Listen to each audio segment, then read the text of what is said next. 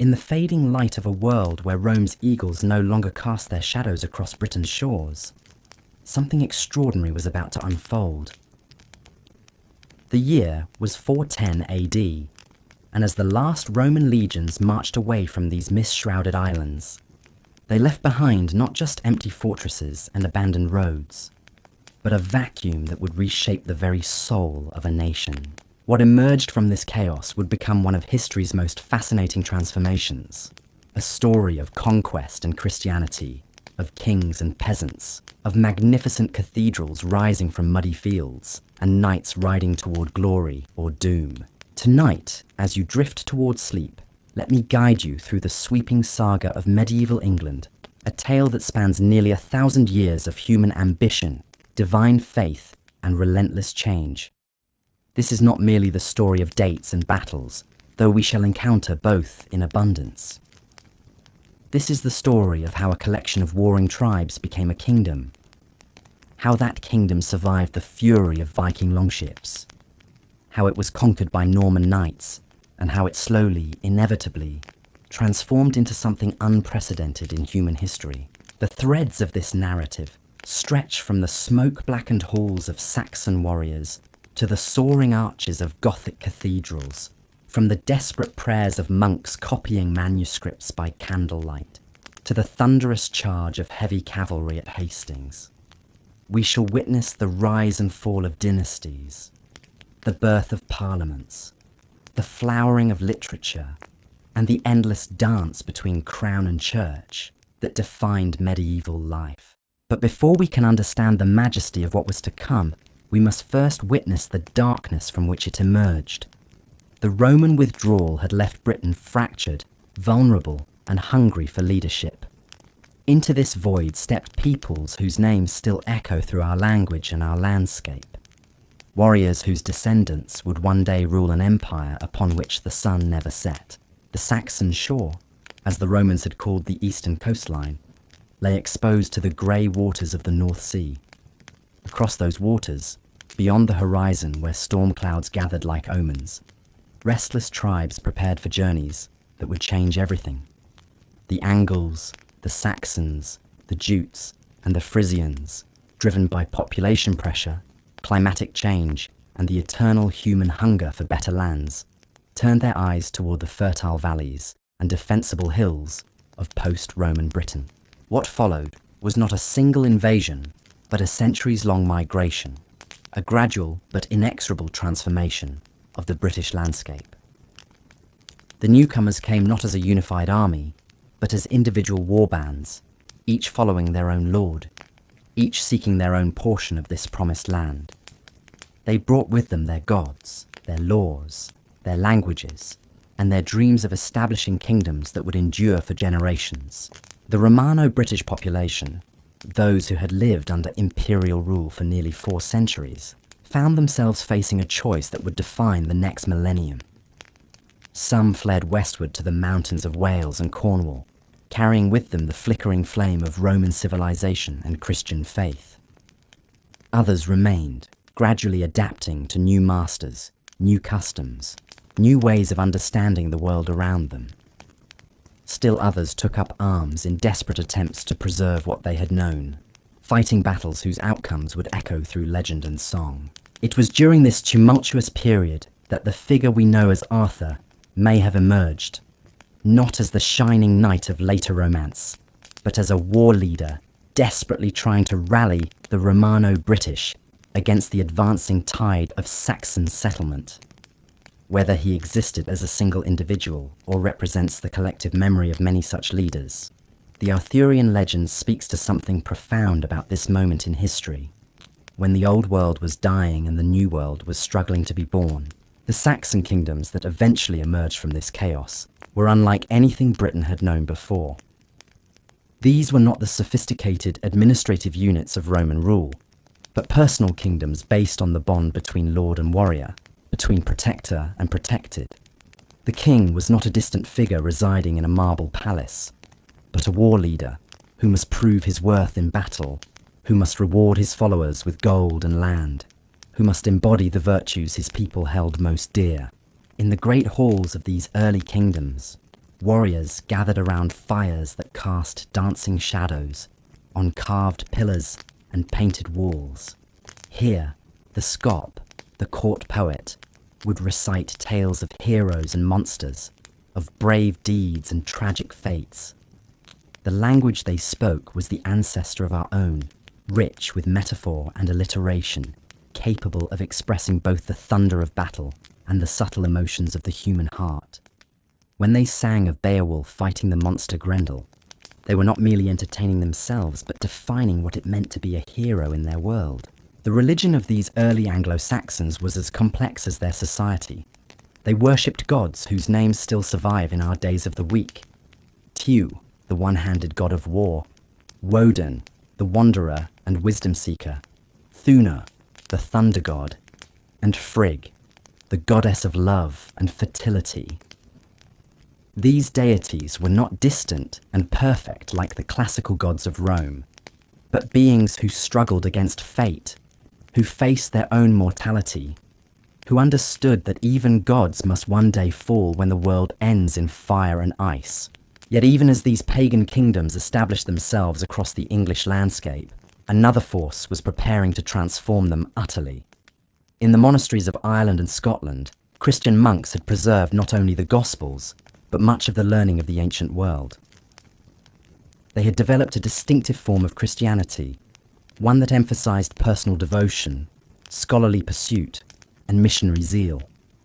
Soon, these Celtic missionaries would begin their journey southward, carrying with them the revolutionary message that would reshape Anglo-Saxon England.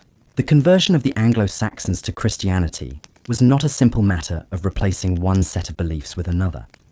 It was a complex process of negotiation, adaptation, and synthesis that would take centuries to complete. When missionaries like Columba and Aidan arrived in Northumbria, they found not ignorant barbarians but sophisticated societies with their own traditions of law, poetry, and craftsmanship. The challenge was to present the Christian message in ways that resonated with existing cultural values, while gradually transforming those values from within. King Edwin of Northumbria, one of the first major Anglo-Saxon rulers to embrace Christianity, reportedly compared the pagan understanding of life to a sparrow flying through a warm hall on a winter's night. The bird emerges from the darkness, enjoys a brief moment of warmth and light, then disappears again into the unknown. Christianity, the king suggested, offered hope that there might be more than darkness beyond the hall, that death might not be the end of all things. This metaphor captures something essential about the Anglo-Saxon worldview and its transformation. The pagan vision was not necessarily pessimistic, but it was realistic about the transience of human achievements. The great hall would eventually burn, the gold would tarnish, the warrior would fall in battle. What mattered was to live with honor, to be remembered in song, to face inevitable fate with courage and dignity. Christianity did not entirely reject these values, but promised to transcend them, to offer eternal life to those who embraced the new faith. The process of conversion was neither uniform nor complete. Different kingdoms embraced Christianity at different times and in different ways. Some rulers, like Edwin, were genuinely convinced by the theological arguments. Others saw political advantages in aligning themselves with the growing Christian movement. Still others converted for personal reasons, perhaps influenced by Christian wives or advisors. The result was a patchwork of belief and practice that would take generations to standardize. One of the most significant developments in this process was the Synod of Whitby in 664 AD, where representatives of the Celtic and Roman churches met to resolve differences in practice and doctrine. The questions they debated might seem trivial to modern ears, concerning matters like the proper date for Easter and the correct form of monastic tonsure. But these issues reflected deeper questions about authority, tradition, and the nature of Christian unity. The decision to follow Roman rather than Celtic practices had profound consequences for English Christianity. It linked the emerging English church more closely to continental Europe. brought English monasteries into contact with the scholarly traditions of Rome and established patterns of ecclesiastical organization that would endure for centuries. The great monasteries of Northumbria, like Wearmouth and Jarrow, became centers of learning that rivaled any in Europe. It was in these monasteries that some of the greatest treasures of early medieval culture were created. The Lindisfarne Gospels, with their intricate interlace patterns and glowing colours, represent the perfect fusion of Celtic artistic traditions with Christian devotion. The Venerable Bede, writing in his monastery at Jarrow, produced the ecclesiastical history of the English people, a work that not only recorded the conversion of the Anglo-Saxons, but helped create a sense of English identity that transcended the boundaries of individual kingdoms. The monasteries were not merely centres of prayer and contemplation, but active participants in the economic and social life of their communities. They controlled vast estates, managed complex agricultural operations, and provided essential services like education, healthcare, and hospitality. The monks copied manuscripts, taught the children of nobility, advised rulers on matters of policy, and served as diplomats in negotiations between kingdoms. As the 8th century dawned, Anglo-Saxon England had achieved a remarkable synthesis of Germanic warrior culture and Christian civilization. The great kingdoms of Wessex, Mercia, Northumbria, and Kent had developed sophisticated governmental structures, rich artistic traditions, and extensive trade networks. English missionaries were carrying the gospel to continental Europe, while English scholars were contributing to the intellectual life of the Carolingian Renaissance. But this golden age of Anglo-Saxon civilization was about to face its greatest test. Across the North Sea, in the fjords of Norway and the islands of Denmark, another people were preparing for expansion. They too were warriors, but they followed different gods and lived by different codes. They had perfected the art of shipbuilding, creating vessels that could traverse both open oceans and shallow rivers. They had developed a culture that celebrated individual achievement, honoured courage above all other virtues, and viewed raiding as a legitimate path to wealth and glory. The first sign of the coming storm appeared on June 8, 793 AD, when dragon-prowed ships materialised from the morning mist off the coast of Northumbria. The target they had chosen was not a fortress or a royal hall, but the holy island of Lindisfarne, the very heart of Northumbrian Christianity. The attack was swift, brutal, and utterly shocking to the Anglo-Saxon world. The Vikings, as they came to be known, were not mere barbarians seeking random destruction. They were calculated predators who understood exactly what they were doing. They knew that monasteries contained the greatest concentrations of portable wealth in Anglo-Saxon society, that monks were defenceless against armed attack, and that the psychological impact of desecrating holy sites would paralyze resistance and spread terror throughout the land. The attack on Lindisfarne was followed by raids on other monasteries and coastal settlements. The Vikings perfected the art of the lightning strike, appearing suddenly from the sea, overwhelming local defences, seizing treasure and captives, and vanishing again before organised resistance could be mounted. Their shallow draft ships could penetrate far inland via rivers, bringing terror to communities that had never expected to face seaborne raiders. As the 9th century progressed, the nature of Viking activity began to change. What had started as seasonal raiding expeditions evolved into permanent occupation.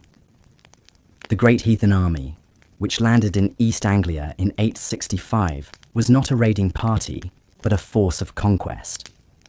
Led by legendary figures like Ivar the Boneless and Halfdan, this army systematically conquered kingdom after kingdom, destroying the political structure that had governed Anglo-Saxon England for centuries. The response of the English kingdoms to this existential threat varied dramatically. Some rulers, like Edmund of East Anglia, chose martyrdom rather than compromise with the invaders. Others, like the nobility of Northumbria, simply fled or submitted.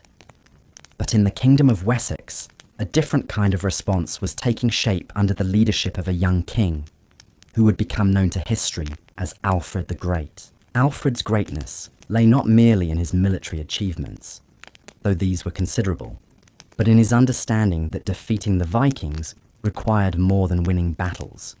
It required transforming English society, strengthening its institutions, and creating a sense of shared identity that could unite the English people against their common enemy. The story of how he accomplished this transformation and how his successors built upon his foundation would define the next chapter in the epic tale of medieval England. But that is a story for another moment, as we continue our journey through the mist of time toward the dawn of a new age. The young king who would save England from dissolution was born into a world already transformed by Viking steel. Alfred of Wessex came to the throne in 871, inheriting not just a crown, but a kingdom bleeding from countless wounds.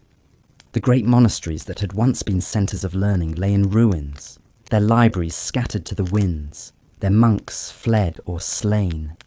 The very foundations of Christian civilization seemed to be crumbling beneath the weight of pagan axes. Yet Alfred possessed something that his predecessors had lacked, a vision that extended beyond mere survival. He understood that the Vikings were not simply raiders to be repelled, but represented a fundamental challenge to the entire structure of English society. Their success lay not just in their military prowess, but in their ability to exploit the weaknesses of a fragmented political system. To defeat them, Alfred would need to forge something new, something that had never existed before in English history. The first test of Alfred's resolve came almost immediately. In the winter of 878, the Viking leader Guthrum launched a surprise attack on Chippenham, where Alfred was celebrating the feast of Twelfth Night. The assault was so sudden and overwhelming that the king barely escaped with his life, fleeing into the Somerset marshes with only a handful of loyal followers. For weeks, the future of England hung in the balance as Alfred hid in the wilderness, reduced to little more than a fugitive in his own kingdom. But from this nadir, Alfred began to weave the threads of recovery. Using the ancient system of beacons and messengers, he sent word throughout Wessex that the king still lived, that resistance was still possible. The response was remarkable. From villages and farms, from the halls of minor nobles and the hovels of common soldiers, men began to gather. They came not because they were compelled by law or duty, but because they believed in something larger than themselves. The Battle of Edington in May 878 was more than a military victory. It was a moment of national awakening. Alfred's forces, outnumbered and outgunned, fought with the desperation of men defending their homes, their families, their way of life. When the Viking shield wall finally broke, it was not just an army that fled, but the myth of Viking invincibility itself. The psychological impact rippled across England like waves from a stone cast into still water. But Alfred's true genius revealed itself in the aftermath of victory. Rather than simply driving the Vikings from his kingdom, he chose a path that would reshape the entire future of England. The Treaty of Wedmore, signed with the defeated Guthrum, established a formal boundary between English and Viking territories. More importantly, it required Guthrum to accept Christian baptism, with Alfred himself serving as godfather to his former enemy. This act of political theatre carried profound implications. By converting the Viking leader, Alfred was not merely ending a war, but beginning a process of cultural integration that would eventually transform both peoples. The Danelaw, as the Viking territories came to be known, would remain politically independent, but would gradually absorb English customs, laws, and religious practices. Meanwhile, the English kingdoms would benefit from Viking innovations in trade, technology, and urban development. Alfred's reforms extended far beyond military matters. He recognized that lasting victory required rebuilding the intellectual and spiritual foundations of English society. The great monasteries had been destroyed, taking with them not just religious centres but the schools, libraries, and scriptoriums that had preserved learning through the dark centuries. Alfred embarked on an ambitious programme of educational renewal, personally translating key works from Latin into English, and establishing schools where young nobles could learn to read and write in their own language. The creation of the Anglo-Saxon Chronicle stands as perhaps Alfred's greatest cultural achievement. This year-by-year record of English history, written in the vernacular rather than Latin, served multiple purposes. It preserved the memory of past events, provided a model for future chroniclers, and most importantly, created a sense of shared English identity that transcended the boundaries of individual kingdoms. For the first time, people could read about their own history in their own language, connecting themselves to a narrative that stretched back to the arrival of the first Anglo-Saxon settlers. Alfred's legal reforms were equally revolutionary. The Doom Book, his great law code, drew upon the traditions of all the English kingdoms, creating a unified legal system that could govern a diverse population.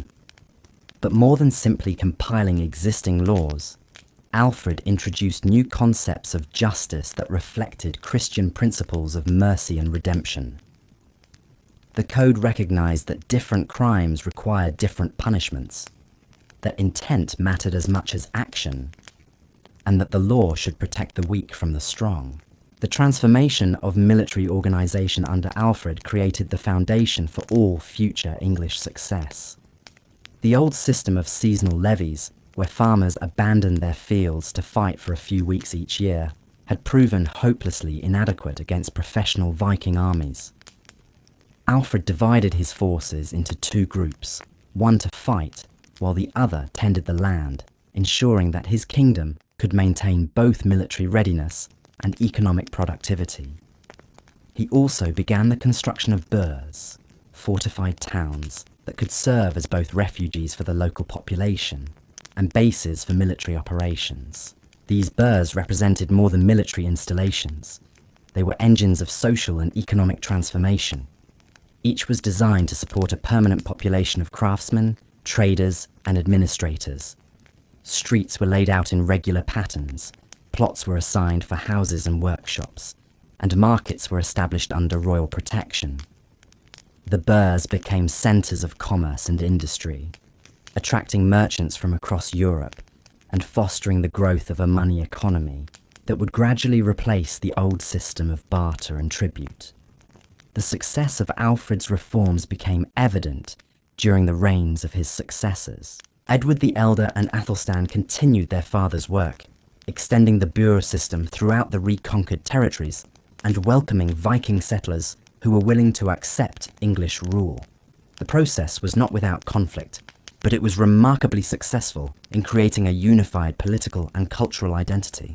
Athelstan's victory at the Battle of Brunanburh in 937 marked the final consolidation of English power. The coalition of Vikings, Scots, and Welsh that faced the English army represented the last serious challenge to the new order. The battle itself was remembered as one of the bloodiest in English history, with casualties so heavy that, according to the Chronicle, never yet in this island was a greater slaughter of a host made by the edge of the sword. But the victory was decisive, establishing Athelstan as the first king who could truly claim to rule all of England. The 10th century witnessed the flowering of a distinctive English culture that combined Anglo-Saxon traditions with Christian learning and Viking innovations. The great monasteries were rebuilt, often on a grander scale than before.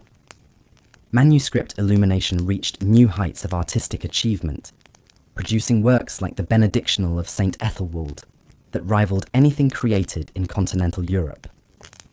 Architecture evolved from simple wooden structures to sophisticated stone buildings that demonstrated both technical skill and aesthetic vision. The English church during this period developed its own distinctive character, one that balanced respect for Roman authority with local traditions and customs. English missionaries and scholars travelled throughout Europe, carrying with them not just Christian doctrine, but also the learning preserved in their monasteries. The reputation of English scholarship was so high that continental rulers regularly recruited English clerics to serve in their courts and schools. But perhaps the most significant development of this period was the emergence of a truly national consciousness. The various kingdoms that had once fought each other with the same ferocity they directed against the Vikings gradually merged into a single political entity. The process was not without resistance, but it was aided by the shared experience of struggle against common enemies and the unifying influence of Christian culture. The reign of Edgar the Peaceful, from 959 to 975, represented the culmination of this process. His coronation at Bath in 973 was attended by representatives from across the British Isles, including Scottish kings and Welsh princes, who acknowledged his supremacy. The ceremony itself was carefully designed to emphasize the sacred nature of kingship and the divine sanction for English rule. Edgar's crown became a symbol not just of political power, but of the unity of the English people under God. The administrative system that emerged during this period was remarkably sophisticated for its time. The country was divided into shires, each governed by a sheriff who answered directly to the king. Local courts handled minor disputes and crimes, while major cases were referred to the royal court. A system of writs, written commands issued under the royal seal, allowed the king to communicate his will throughout the kingdom with unprecedented efficiency. The economic prosperity of late Anglo-Saxon England was reflected in the growth of towns and the expansion of trade networks. London had become one of the major commercial centres of Northern Europe, its merchants trading with partners from Ireland to Russia. The silver coins minted in English workshops were accepted as currency from Scandinavia to the Mediterranean, testimony to the kingdom's economic strength and political stability. Yet beneath this apparent success, tensions were building that would ultimately lead to the kingdom's downfall. The very success of English integration had created new vulnerabilities. The unified kingdom was now a tempting target for ambitious neighbours, who saw an opportunity to seize control of its wealth and resources. The Danish kings, heirs to the Viking tradition, but now rulers of a powerful and unified state, began to cast covetous eyes across the North Sea. The crisis began during the reign of Ethelred the Unready, whose unfortunate nickname reflected not personal cowardice, but the poor quality of his counsel. The renewed Viking attacks that began in the 980s were different from the earlier raids. These were not seasonal expeditions seeking quick profit, but systematic campaigns aimed at conquest and permanent occupation. The attackers were better organized, better equipped, and better led than their predecessors. The English response to this new threat revealed the weaknesses that had developed in the system Alfred had created. The burden of constant warfare had exhausted the kingdom's resources and demoralized its people.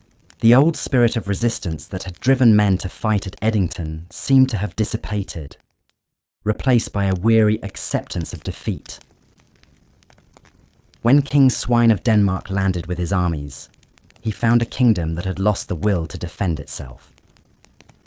The conquest of England by the Danish kings Swine and Cnut marked the end of the Anglo-Saxon period, but not the end of English civilization. The new rulers, recognizing the value of existing institutions, largely preserved the administrative and legal systems they had inherited. Cnut's reign, from 1016 to 1035, demonstrated that effective kingship transcended ethnic boundaries, and that the English political system was robust enough to function under foreign rule. But the Danish occupation was ultimately unstable, dependent on the personal authority of individual kings, rather than institutional foundations. When Knut's sons proved unable to maintain their father's achievements, the way was open for the restoration of the ancient English royal line. Edward the Confessor's accession in 1042 seemed to promise a return to the golden age of Edgar and Athelstan, but the reality proved more complex.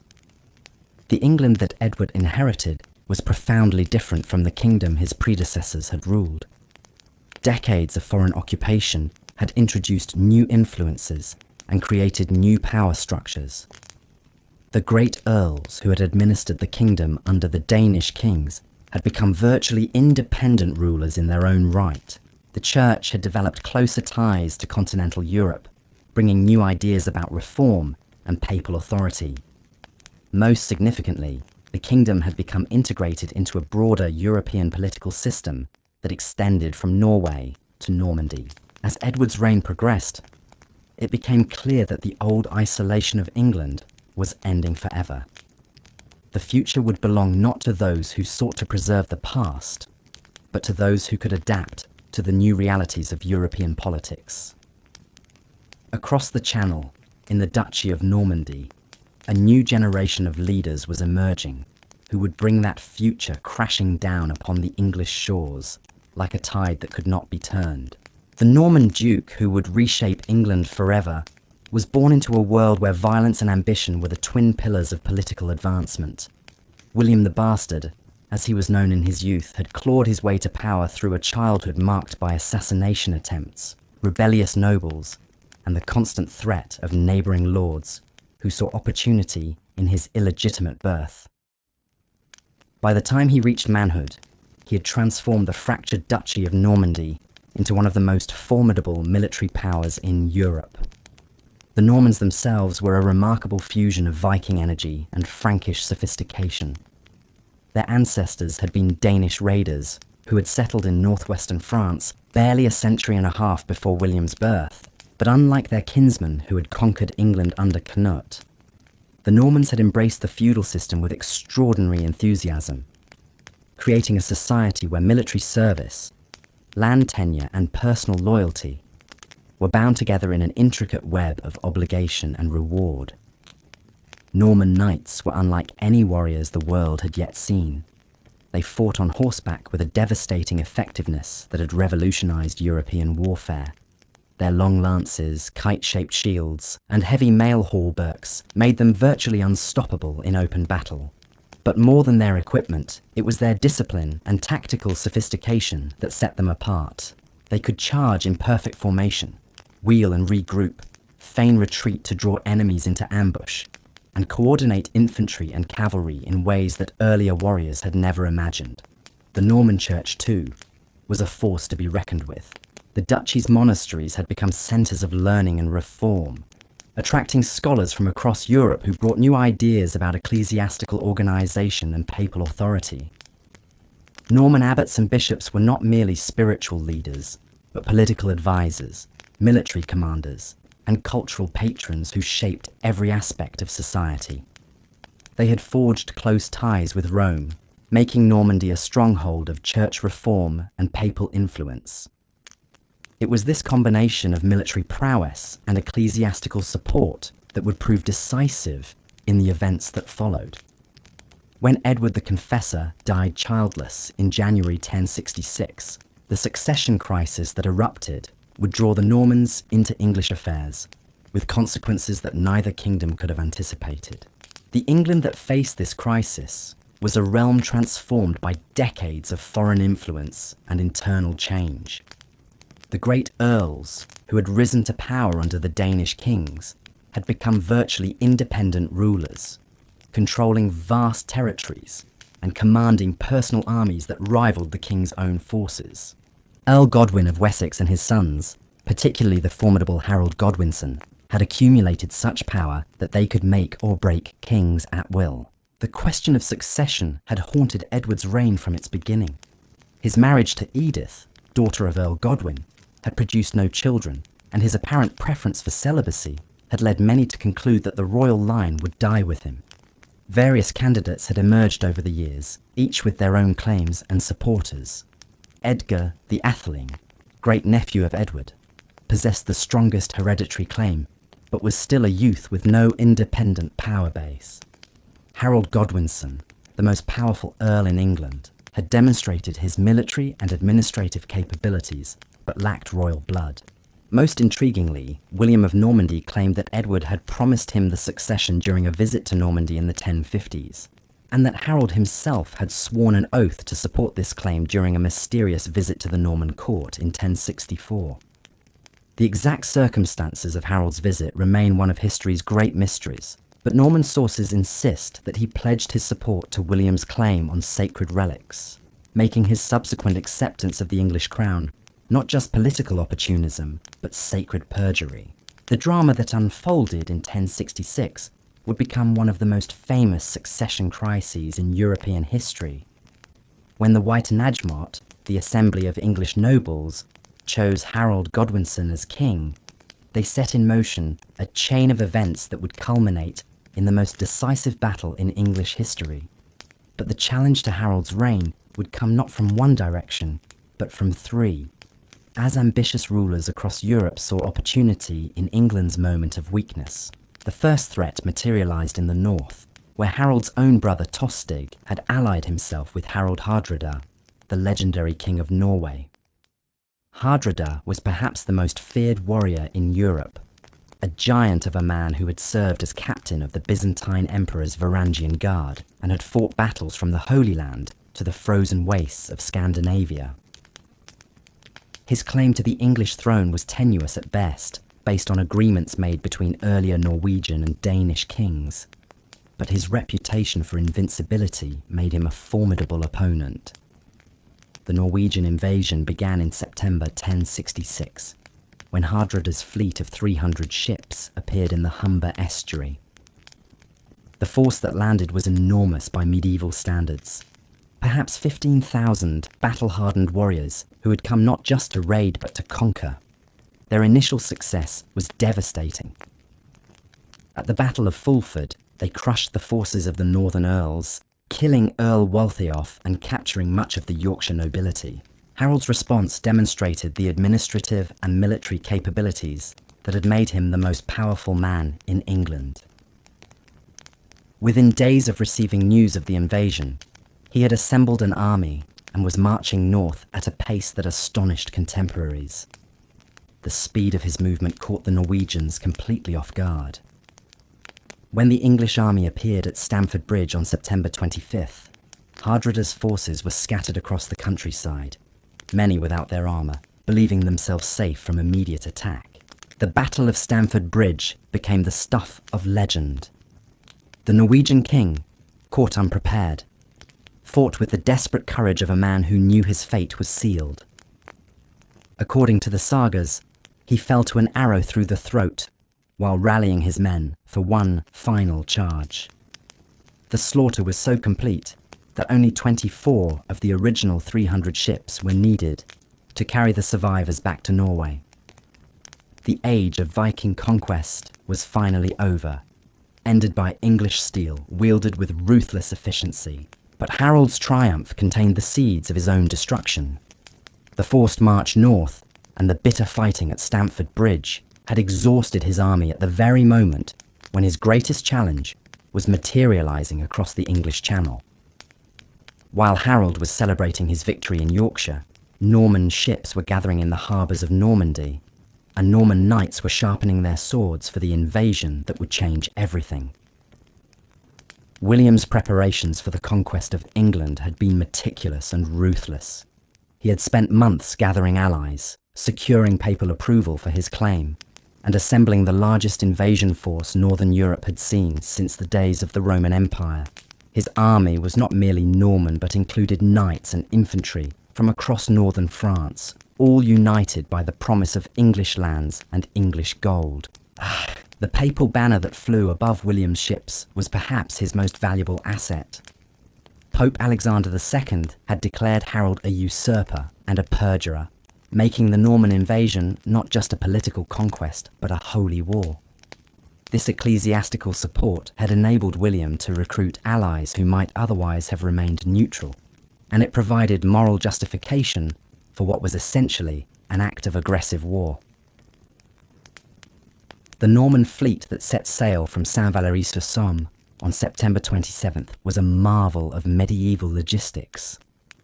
Nearly 700 ships carried not just warriors, but the horses, weapons, and supplies needed for a sustained campaign. The crossing itself was a triumph of navigation and seamanship, bringing the entire force safely to the Sussex coast near Pevensey, where they established a fortified beachhead. William's choice of landing site was strategically brilliant. The south coast of England was Harold's own earldom, the heartland of his power and the source of his wealth. By landing there, William was not just invading England, but personally challenging Harold on his own territory. The psychological impact was enormous, forcing Harold to abandon his victory celebrations in the north and race south to defend his patrimony. The 2 weeks that followed the Norman landing were a deadly game of strategy and manoeuvre. Harold, despite the exhaustion of his northern campaign, moved with characteristic speed, gathering forces as he marched south. His plan was to repeat the tactics that had succeeded so brilliantly at Stamford Bridge. Surprise the enemy with rapid movement, force them to fight on unfavourable terms, and crush them before they could consolidate their position. But William was not Harold Hardrada. The Norman Duke had spent his entire life fighting for survival against enemies who outnumbered and surrounded him. He understood that his position in England was precarious, that his only hope lay in forcing Harold to fight a decisive battle before English reinforcements could arrive. The psychological pressure on both leaders was enormous, each knowing that the fate of kingdoms hung on their decisions. The armies that finally faced each other on October 14, 1066 at Senlac Hill near Hastings represented two fundamentally different approaches to warfare. Harold's forces were traditional English infantry, armed with battle axes, swords and spears, fighting on foot in the ancient shield wall formation that had served their ancestors well for centuries. They held the high ground, their shields locked together in an impenetrable wall of steel and wood, their battle cries echoing across the valley as they prepared to meet the Norman charge. William's army was the cutting edge of European military innovation. His heavy cavalry, trained to fight as a coordinated unit, possessed a mobility and striking power that infantry formations could rarely match. His archers, drawn from across northern France, could rain death from distances that English weapons could not reach. Most importantly, his army was trained to fight as a combined force, with cavalry, infantry, and archers working together in ways that multiplied their individual effectiveness. The battle itself was a masterpiece of medieval warfare, a clash of civilizations that would be remembered and studied for centuries to come. The Norman cavalry charged again and again against the English shield wall, seeking to break through by sheer force and determination. The English held their ground with stubborn courage, their axes cutting down horses and riders with devastating effect. For hours, the outcome hung in the balance, neither side able to gain a decisive advantage.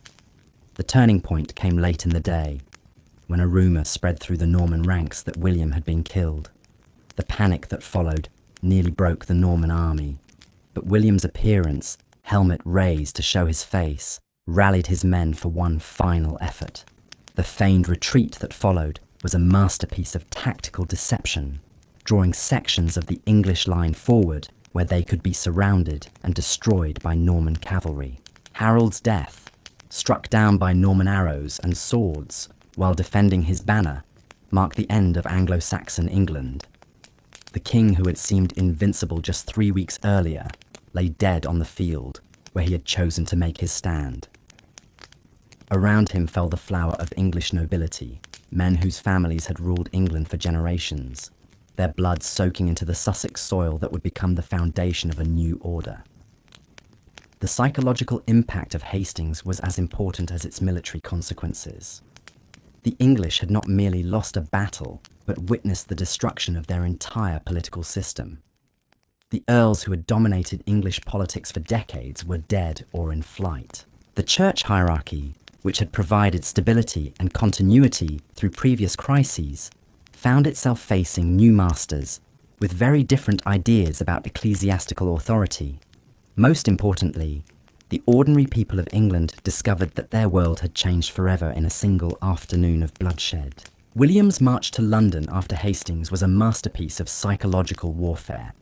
Rather than advancing directly on the capital, he swept through the southern counties, systematically destroying everything in his path. The message was clear. Resistance would be met with utter devastation. Town after town submitted without a fight. their leaders recognizing that the old order was dead, and that survival required accommodation with the new realities of Norman rule. The coronation of William as King of England on Christmas Day 1066 was both a triumph and a beginning.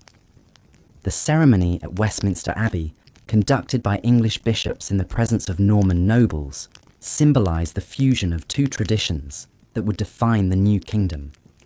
But even as the crown was placed upon William's head, the sounds of rioting could be heard in the streets outside, a reminder that conquest was only the first step in the long process of creating a unified realm. The England that William had won was not the unified kingdom that Alfred's successors had created, but a collection of regions held together by personal loyalty and military force. The great earls who had submitted after Hastings retained control of their territories, waiting for any sign of weakness that might allow them to reassert their independence. The common people, while not actively rebellious, viewed their new masters with suspicion and fear. Most dangerously, the English Church, despite its formal submission, maintained its own traditions and loyalties that would prove difficult to reshape. The years that followed the conquest would test whether Norman military prowess could create the institutions necessary for lasting rule.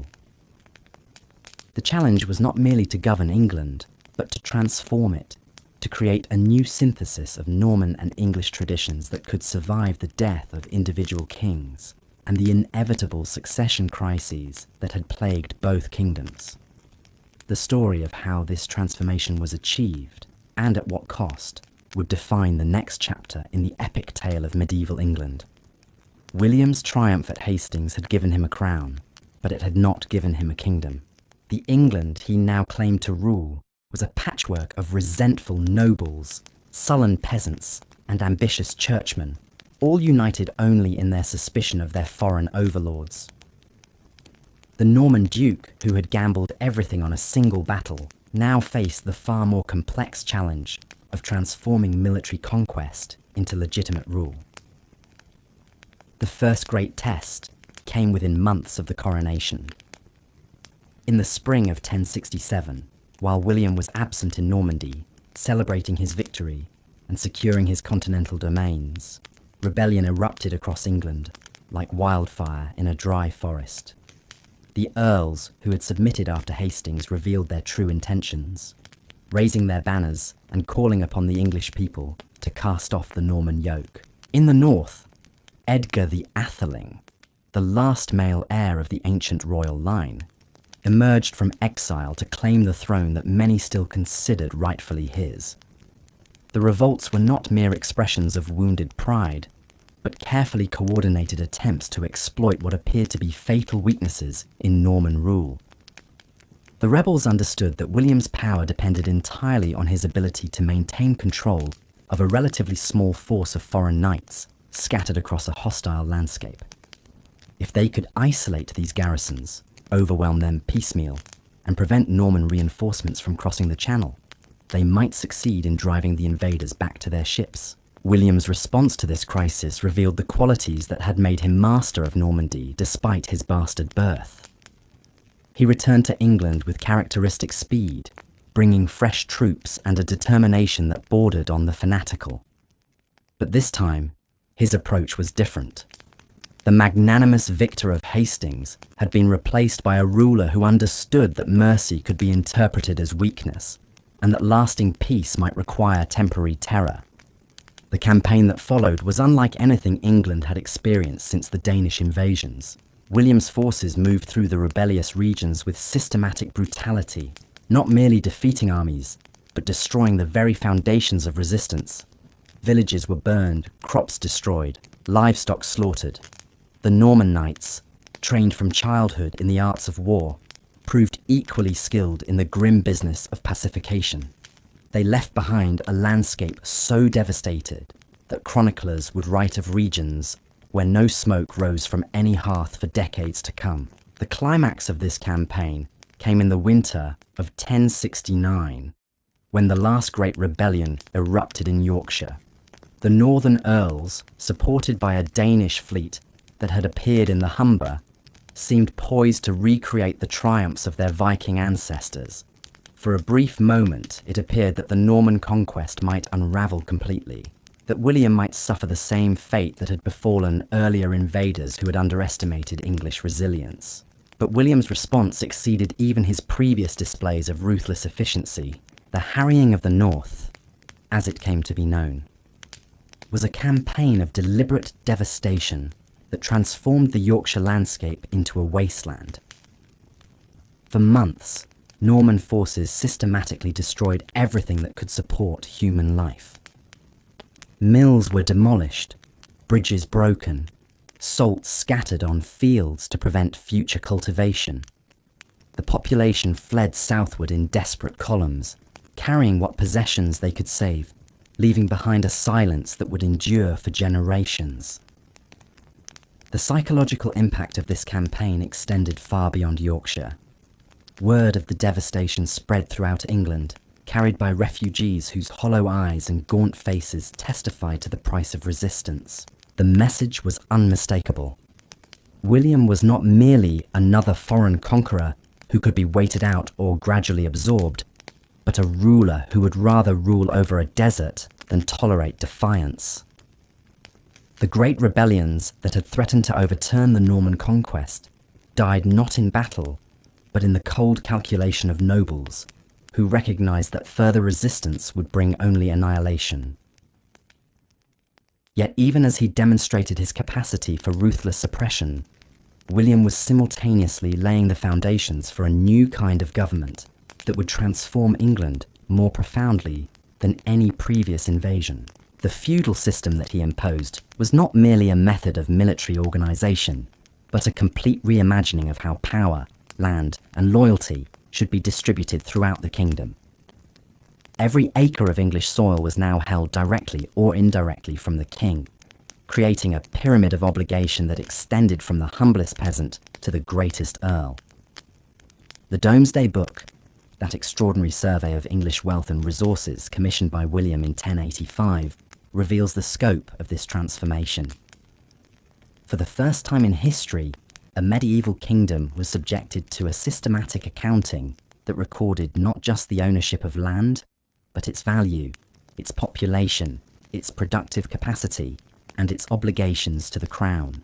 The surveyors who travelled from manor to manor, asking their relentless questions about livestock and ploughland, about mills and fish ponds, about the number of villages and the extent of forests, were creating more than a tax assessment. They were mapping the sinews of a new kind of state. The Norman aristocracy that emerged from this process was unlike any ruling class England had known. These were not the traditional war leaders who had governed Anglo-Saxon kingdoms, bound to their followers by personal loyalty and the distribution of treasure. The Norman barons were landlords in the most literal sense, deriving their power from the systematic exploitation of agricultural resources and owing their positions to royal grant rather than ancestral right. Their castles, rising like stone mountains from the English landscape, were not merely fortresses, but centres of administration, symbols of a new order that combined military dominance with bureaucratic efficiency. The castle building that transformed the English landscape during the decades following Hastings represented more than military necessity. These structures, from the simple motte and bailey fortifications that could be erected in weeks, to the massive stone keeps that required years to complete, were physical manifestations of Norman political theory. They dominated the surrounding countryside not just militarily, but psychologically, constant reminders that power had passed into foreign hands and that the old ways of resistance were futile. The White Tower of London, begun by William himself in the years following his coronation, epitomized this new architectural language of power. Rising nearly 100 feet above the Thames, its massive walls constructed from imported Caen stone, it was designed to impress and intimidate in equal measure. The tower was not merely a fortress, but a royal palace, a treasury, an arsenal, and a prison, all combined into a single structure that proclaimed the permanence of Norman rule more effectively than any number of proclamations or oaths of allegiance. The church, too, was transformed by the Norman Conquest in ways that extended far beyond changes in personnel. The new Archbishop of Canterbury, Lanfranc of Bec, was a scholar and administrator whose vision of ecclesiastical reform would reshape English Christianity for centuries. Under his guidance, the English church was brought into closer alignment with continental practices. Its monasteries reformed according to the latest European models.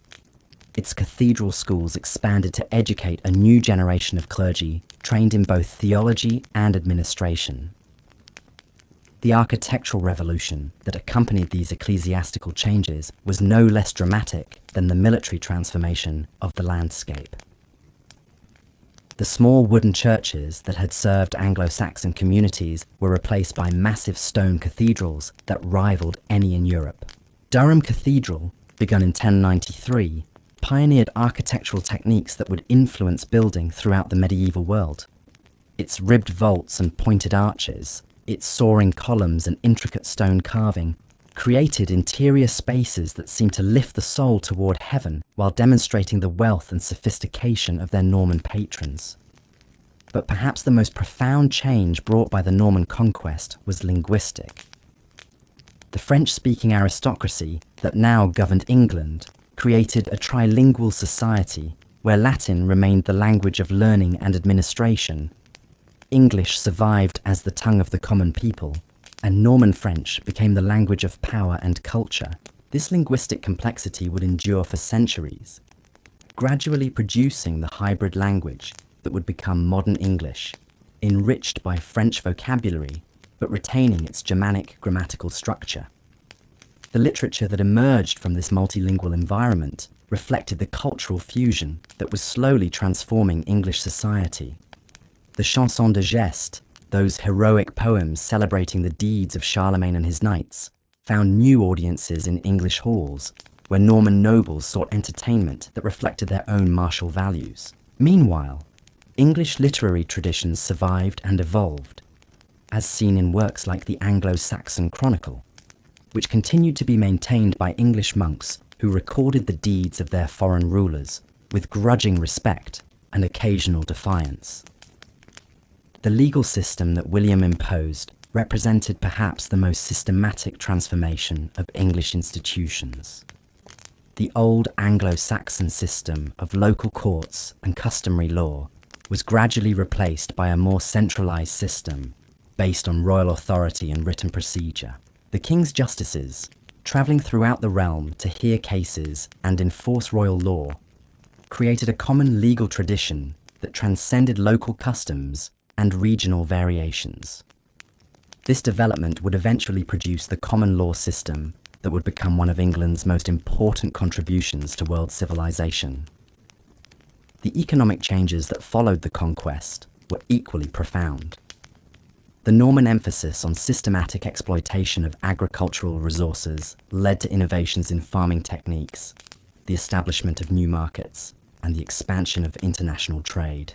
English wool, already prized in continental markets, became the foundation of a commercial revolution that would eventually make England one of Europe's wealthiest kingdoms. The Jews who arrived in England in the wake of the conquest, invited by William to provide financial services that Christian doctrine forbade to believers, established the credit networks that would finance this economic expansion. Yet beneath the impressive facade of Norman efficiency and organization, tensions remained that would shape English development for centuries.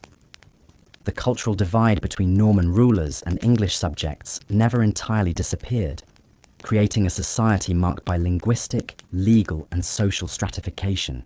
The peasantry, bearing the heaviest burden of the new feudal obligations, preserved memories of better times that would eventually fuel demands for political and economic reform. The reign of William's sons revealed both the strengths and weaknesses of the system he had created. When the Conqueror died in 1087, the succession dispute that erupted between his sons Robert, William Rufus, and Henry demonstrated that even the most sophisticated administrative system could not entirely eliminate the personal nature of medieval kingship. The civil war that followed, though brief, reminded everyone that Norman rule depended ultimately on the same foundations as Anglo-Saxon kingship.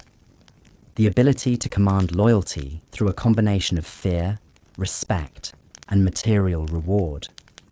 William Rufus, who secured the English throne through a combination of speed and ruthlessness, proved to be a ruler whose personal vices threatened to undermine the institutional achievements of his father.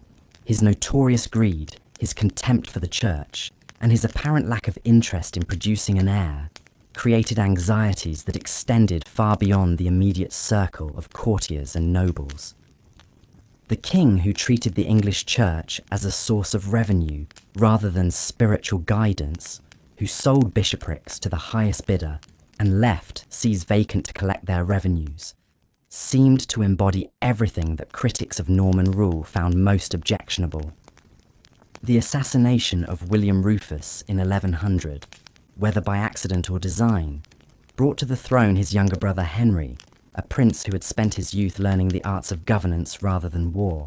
Henry's reign would demonstrate that the Norman system could evolve and adapt, that the fusion of Norman efficiency with English traditions could produce a form of government more sophisticated than either culture had achieved alone. But that story belongs to the next chapter of our tale, as we continue our journey through the mists of medieval time. The young prince who would become Henry the Firm had spent his youth in the shadow of his more martial brothers, learning the subtle arts of administration and diplomacy that would serve him well when fortune finally placed the crown within his grasp.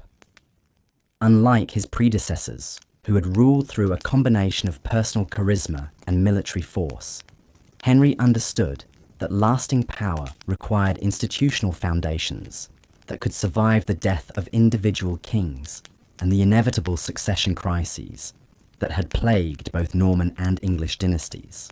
The Charter of Liberties that Henry issued upon his accession was more than a political gesture designed to secure noble support during the uncertain early days of his reign.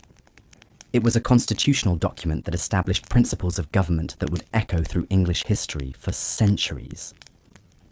By promising to respect the laws of Edward the Confessor, to limit the arbitrary exactions that had made his brother's reign so unpopular, and to govern according to established custom rather than personal whim, Henry was creating a contractual relationship between crown and subjects that represented a fundamental evolution in medieval political thought. The administrative revolution that Henry launched during his 35-year reign transformed the Norman system from a collection of personal relationships into something approaching a modern state.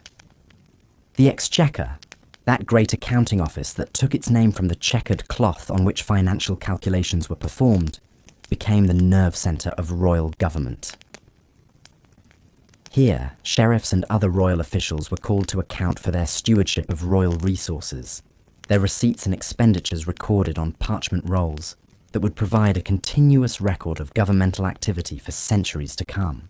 The justices who travelled throughout the realm in Henry's name were not merely settling disputes, but creating a coherent legal system that would eventually supersede the patchwork of local customs and traditions that had governed English society since time immemorial.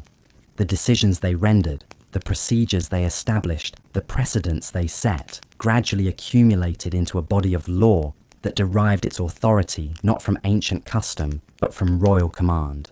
This common law, as it came to be known, would become one of the most distinctive features of English civilization. Henry's marriage to Matilda of Scotland, a princess who could trace her lineage back to the Anglo-Saxon kings, was a masterstroke of political symbolism that helped bridge the cultural divide between Norman rulers and English subjects. The wedding ceremony, conducted with unprecedented splendour at Westminster Abbey, proclaimed to all observers that the Norman dynasty was not merely a foreign occupation, but a legitimate continuation of English royal tradition.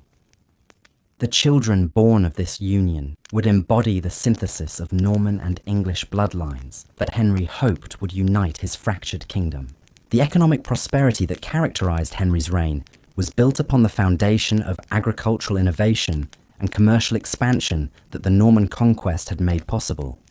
The systematic exploitation of English resources, guided by Norman administrative expertise and financed by Jewish capital, produced wealth on a scale that dwarfed anything achieved by previous English rulers.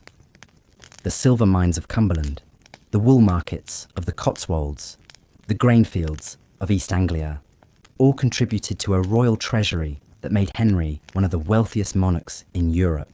But this prosperity came at a cost that would eventually destabilize the very system that had created it. The heavy taxation required to fund Henry's ambitious governmental projects, the legal innovations that undermined traditional rights and privileges, the cultural changes that threatened established ways of life, all generated resentments that would eventually explode into open rebellion.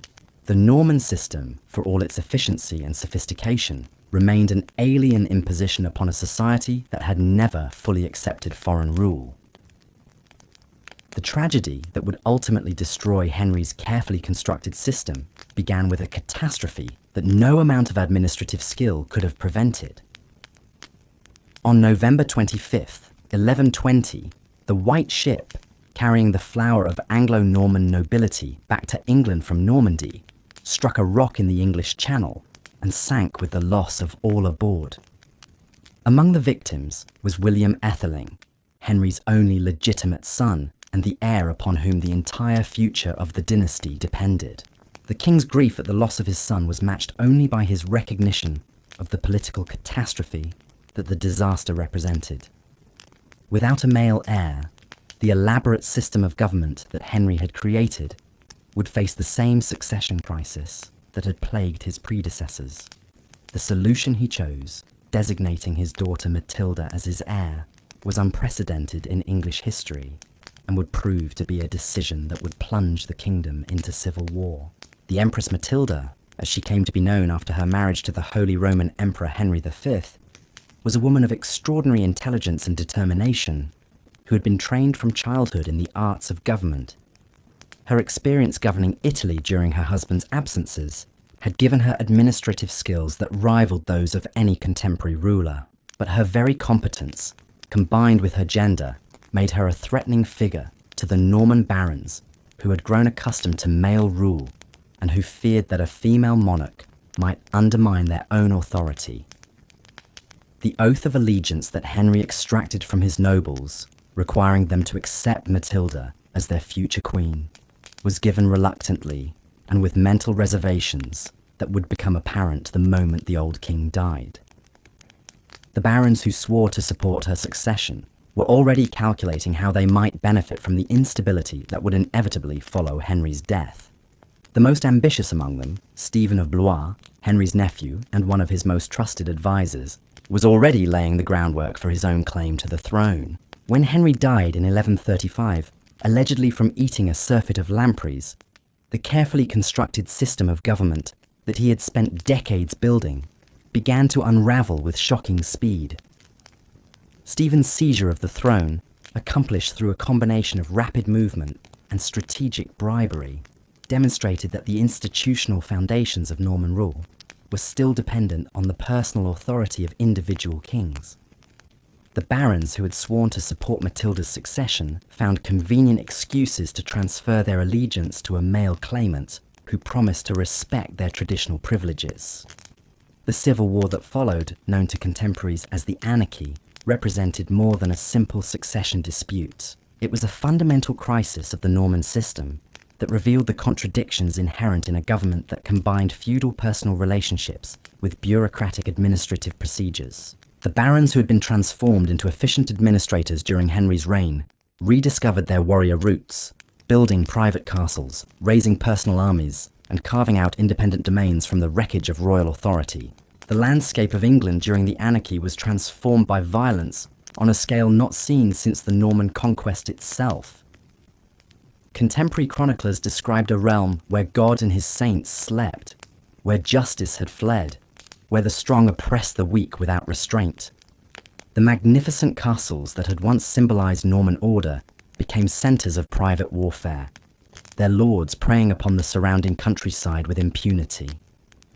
The roads that had carried royal justices throughout the realm became unsafe for travel, while the markets that had fostered commercial expansion were abandoned as merchants fled to safer lands. Yet even in the depths of this crisis, the institutional innovations of the Norman period demonstrated their resilience.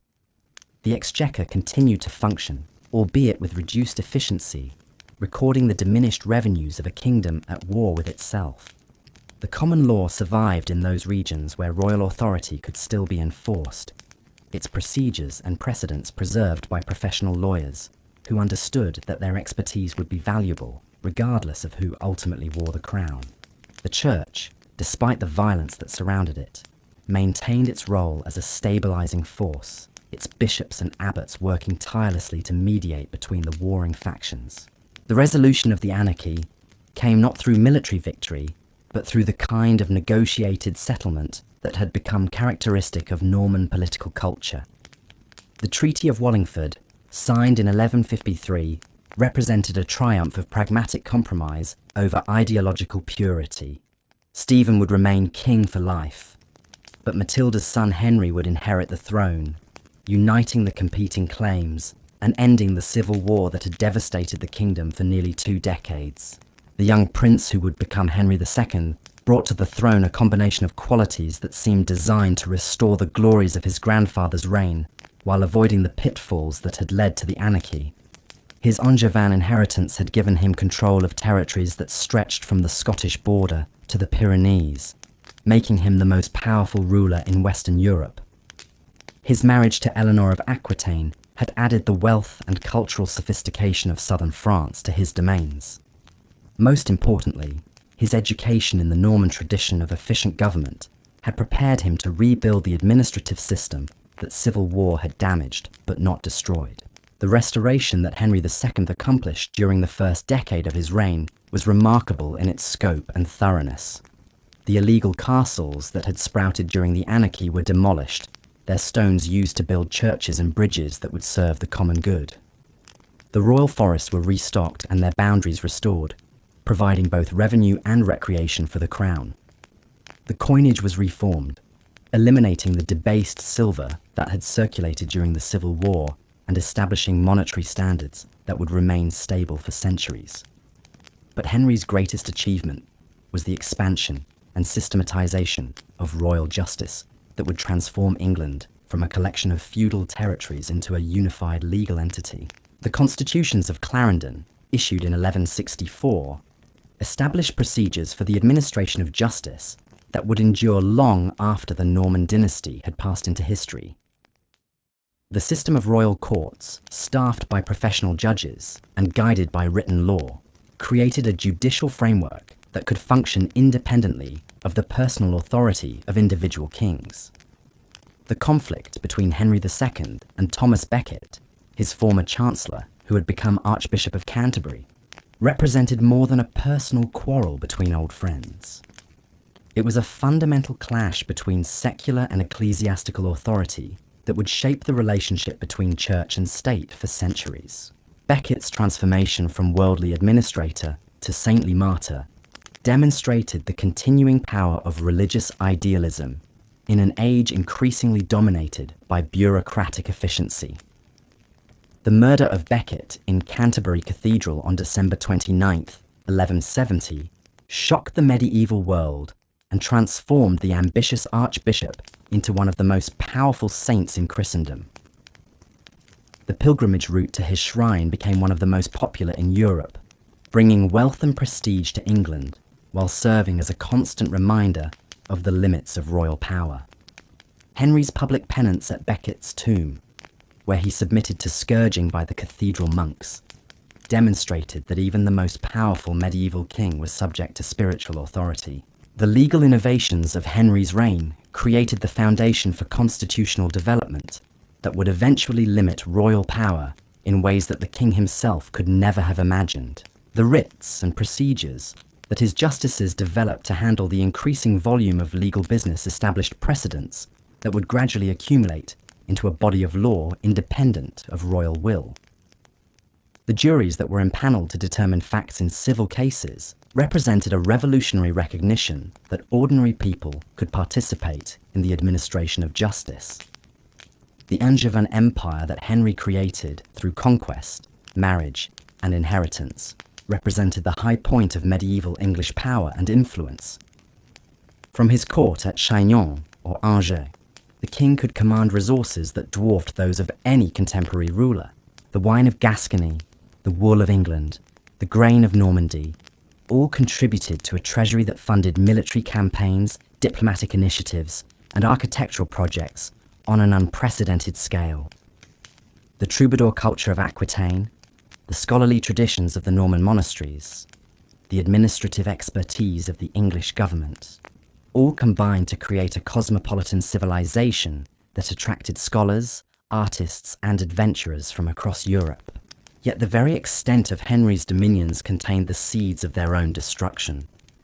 The king, who ruled territories that stretched from the Tweed to the Pyrenees, found it increasingly difficult to maintain personal control over such vast distances. The sons who were intended to inherit portions of this empire grew impatient with their father's longevity and began to plot against him with the encouragement of his enemies. The queen, who had brought Aquitaine to the marriage, became estranged from her husband and actively supported their rebellious children. The Great Revolt of 1173-1174, when Henry's sons allied with the King of France and the King of Scotland in an attempt to partition the Angevin Empire, demonstrated both the strengths and weaknesses of the system Henry had created. The administrative machinery he had built proved capable of functioning even when the king himself was fighting for his life in multiple theatres simultaneously. The loyalty of the English baronage, secured through a combination of legal reform and material reward, held firm against the most serious challenge to royal authority since the Norman Conquest. The victory that Henry achieved over his rebellious sons and their allies was complete, but Pyrrhic. The king, who had begun his reign as the most powerful ruler in Europe, found himself increasingly isolated, suspicious of his own family, dependent on mercenary soldiers whose loyalty could be bought but never truly trusted. The legal system that he had created to strengthen royal authority was gradually developing its own momentum, creating precedents and procedures that would eventually constrain royal power in ways that no medieval king could have foreseen. As Henry II aged and his empire began to show signs of strain, the stage was being set for the next great crisis in English history. The crusading movement that had captured the imagination of European nobility was creating new opportunities for military glory and spiritual redemption. The intellectual renaissance that was transforming European learning was producing new ideas about government, law, and the relationship between rulers and subjects. Most importantly, the political structures that Henry had created were about to be tested by successors whose very different personalities and priorities would reveal whether the Angevin achievement could survive the transition from one generation to the next. The story of that transition and of the dramatic events that would follow represents the next chapter in our journey through the mists of medieval time, as we continue to trace the evolution of English civilization from its Norman foundations toward the constitutional developments that would eventually transform the relationship between crown and subject forever. The death of Henry II in 1189 marked the end of an era, though few contemporaries could have understood the magnitude of what was passing. The great king who had transformed England from a war-torn realm into the administrative centre of a vast empire died at Chinon Castle, abandoned by his sons and tormented by the knowledge that his life's work might not survive him. His final words, reportedly cursing the day he was born, spoke to a deeper tragedy than personal failure. They revealed the impossible burden of medieval kingship, where the fate of nations depended on the character and competence of individual men. The son who inherited this troubled legacy was everything his father had not been. Where Henry II had been cautious, calculating, and methodical, Richard was impulsive, romantic, and driven by dreams of glory that belonged more to the pages of chivalric romance than the harsh realities of medieval politics. The new king spoke French as his native tongue, had spent most of his life in Aquitaine, and viewed England not as a homeland to be cherished, but as a treasury to be emptied in pursuit of greater adventures. Richard's obsession with the Holy Land and his determination to reclaim Jerusalem from Saladin's armies reflected a fundamental shift in the priorities of European nobility. The crusading movement that had begun nearly a century earlier with Urban II's call to arms at Clermont had evolved from a spontaneous outpouring of religious fervour into a sophisticated international enterprise that combined spiritual motivation with practical politics. The Third Crusade, which Richard would lead alongside Philip Augustus of France and Frederick Barbarossa of Germany, represented the culmination of this development. The preparations for this great expedition consumed the first 2 years of Richard's reign and demonstrated both the wealth that Henry II's administrative reforms had generated and the fragility of the system that had produced it. The Saladin tithe, that revolutionary tax levied on all movable property to fund the crusade, showed how thoroughly the Norman administrative machine could extract resources from English society. But the resentment that this taxation generated, the strain it placed on the economy, and the opportunities it created for corruption and abuse revealed the limits of what even the most efficient medieval government could achieve. The regency arrangements that Richard established before his departure for the Holy Land reflected his fundamental misunderstanding of the political forces that his father had spent decades learning to control. By dividing authority between his chancellor, William Longchamp, and his half-brother Geoffrey, Richard created a system that invited conflict rather than ensuring stability. The civil war that erupted in his absence, though brief, demonstrated that the personal authority of the king remained the essential foundation of medieval government, regardless of how sophisticated the administrative apparatus might become. The news that filtered back to England from the Crusade revealed Richard's military genius while simultaneously exposing the futility of his grand design. The Siege of Acre, where Christian and Muslim armies faced each other in a deadly embrace that lasted for months, showed medieval warfare at its most brutal and sophisticated. The tactics that Richard employed, the siege engines he deployed, the diplomatic negotiations he conducted with Saladin himself, all demonstrated that the art of war had evolved far beyond the crude bludgeoning that had characterized earlier conflicts. Yet for all his tactical brilliance, Richard's crusade achieved nothing that would endure beyond his own lifetime. Jerusalem remained in Muslim hands, the Crusader states remained vulnerable to reconquest, and the enormous cost of the expedition had drained the treasuries of Western Europe without producing any lasting strategic advantage.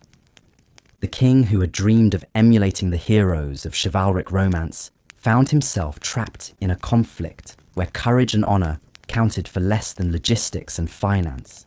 The capture of Richard by Leopold of Austria during his return journey transformed the absent king into a symbol of suffering that resonated throughout his domains. The enormous ransom demanded for his release, equivalent to twice the annual revenue of the English crown, required financial innovations that would have profound consequences for the development of English government. The taxation necessary to raise this sum could not be accomplished through traditional feudal obligations, but required the consent and cooperation of social groups that had never before been systematically consulted about royal policy. The negotiations that preceded the collection of Richard's ransom marked the beginning of a new relationship between crown and subject that would eventually evolve into parliamentary government. The assemblies that were summoned to approve the extraordinary taxation, the representatives who were called to London to speak for their communities, the arguments that were made about the limits of royal authority and the rights of subjects, all established precedents that would be remembered when future kings sought to extract resources from their reluctant people. The England that Richard found upon his return in 1194 was subtly but significantly different from the kingdom he had left 5 years earlier. The administrative system had proven capable of functioning without royal supervision, but it had also demonstrated its capacity for abuse and corruption. The barons who had governed in his absence had learned to exercise power independently, while the common people had discovered that their consent was sometimes necessary for royal policy to succeed. Most importantly, the financial exhaustion caused by the crusade and the ransom had created a crisis of royal authority that would plague Richard's successors for generations. The final years of Richard's reign were consumed by warfare against Philip Augustus of France, a conflict that revealed how completely the priorities of European politics had changed since the early days of the Norman Conquest, where William the Fat had invaded England to claim a throne he believed was rightfully his. Richard and Philip fought over territories and titles with a cynicism that would have shocked their predecessors. The art of war had become an end in itself, divorced from the religious and feudal obligations that had once given meaning to medieval conflict. The death of Richard at the siege of Chalus in 1199, struck down by a crossbow bolt while besieging a minor castle for reasons that remain unclear, seemed to epitomise the futility of his entire reign. The king, who had been hailed as the greatest warrior of his age, died pursuing a petty quarrel that had no bearing on the larger interests of his kingdom. His final act of forgiveness toward his killer, a gesture that contemporaries saw as evidence of his nobility, could not disguise the fact that his death accomplished nothing and solved nothing. The succession of John to the English throne marked the beginning of the most controversial reign in medieval English history. The youngest son of Henry II had spent his entire life in the shadow of his more glamorous brothers, earning the nickname Lackland, because his father had struggled to find suitable territories for him to govern. His reputation for treachery, established during his brother's absence on crusade, preceded him to the throne and would colour every action he took as king. John's early years as king were dominated by the struggle to maintain control over the Angevin Empire against the increasingly aggressive attacks of Philip Augustus. The loss of Normandy in 1204, that catastrophic defeat that cost the English crown its ancestral homeland, was more than a military disaster. It was a psychological blow that shattered the confidence of the Anglo-Norman nobility and forced them to choose between their English and their continental identities. The barons, who had held lands on both sides of the Channel for generations, found themselves compelled to abandon one set of estates or the other, creating resentments that would poison John's relationship with his nobility for the remainder of his reign. The financial crisis that resulted from the loss of Normandy's revenues forced John to explore new methods of taxation that brought him into conflict with every segment of English society. The forest laws that he enforced with unprecedented severity, the feudal obligations that he interpreted in the most restrictive possible terms, the judicial procedures that he manipulated to extract revenue rather than dispense justice, all demonstrated a fundamental misunderstanding of the delicate balance between royal authority and subject consent that his predecessors had maintained. The dispute between John and Pope Innocent III over the appointment of Stephen Langton as Archbishop of Canterbury escalated into a conflict that would transform the relationship between church and state throughout Europe. The interdict that the Pope placed on England, forbidding the celebration of Mass and the administration of sacraments, created a spiritual crisis that affected every level of society. The excommunication of John himself, declared in 1209, provided his enemies with a powerful weapon that they would use to justify rebellion and resistance. The baronial opposition that emerged during the later years of John's reign was unlike any previous challenge to royal authority. Led by men like Robert Fitzwalter and Eustace de Vesey, this movement combined practical grievances about taxation and legal procedure with theoretical arguments about the limits of royal power that drew upon both English custom and continental legal theory. The barons who confronted John at Runnymede in 1215 were not merely defending their own privileges, but articulating principles of government that would influence political development for centuries to come. The Great Charter that John was forced to seal on June 15, 1215, represented a revolutionary moment in the history of medieval government. The 63 clauses of this document, hammered out through weeks of negotiation between the king and his barons, established principles that would eventually evolve into the constitutional foundations of English liberty. The famous clause that declared that no free man could be imprisoned or dispossessed except by the lawful judgment of his peers, or by the law of the land, created a legal framework that would eventually extend protection to all subjects of the crown.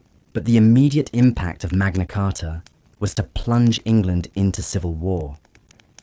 John's repudiation of the charter within months of sealing it, supported by Pope Innocent III, who declared it invalid because it had been extracted by force, demonstrated that even the most solemn agreements could not resolve the fundamental tensions between royal authority and baronial resistance.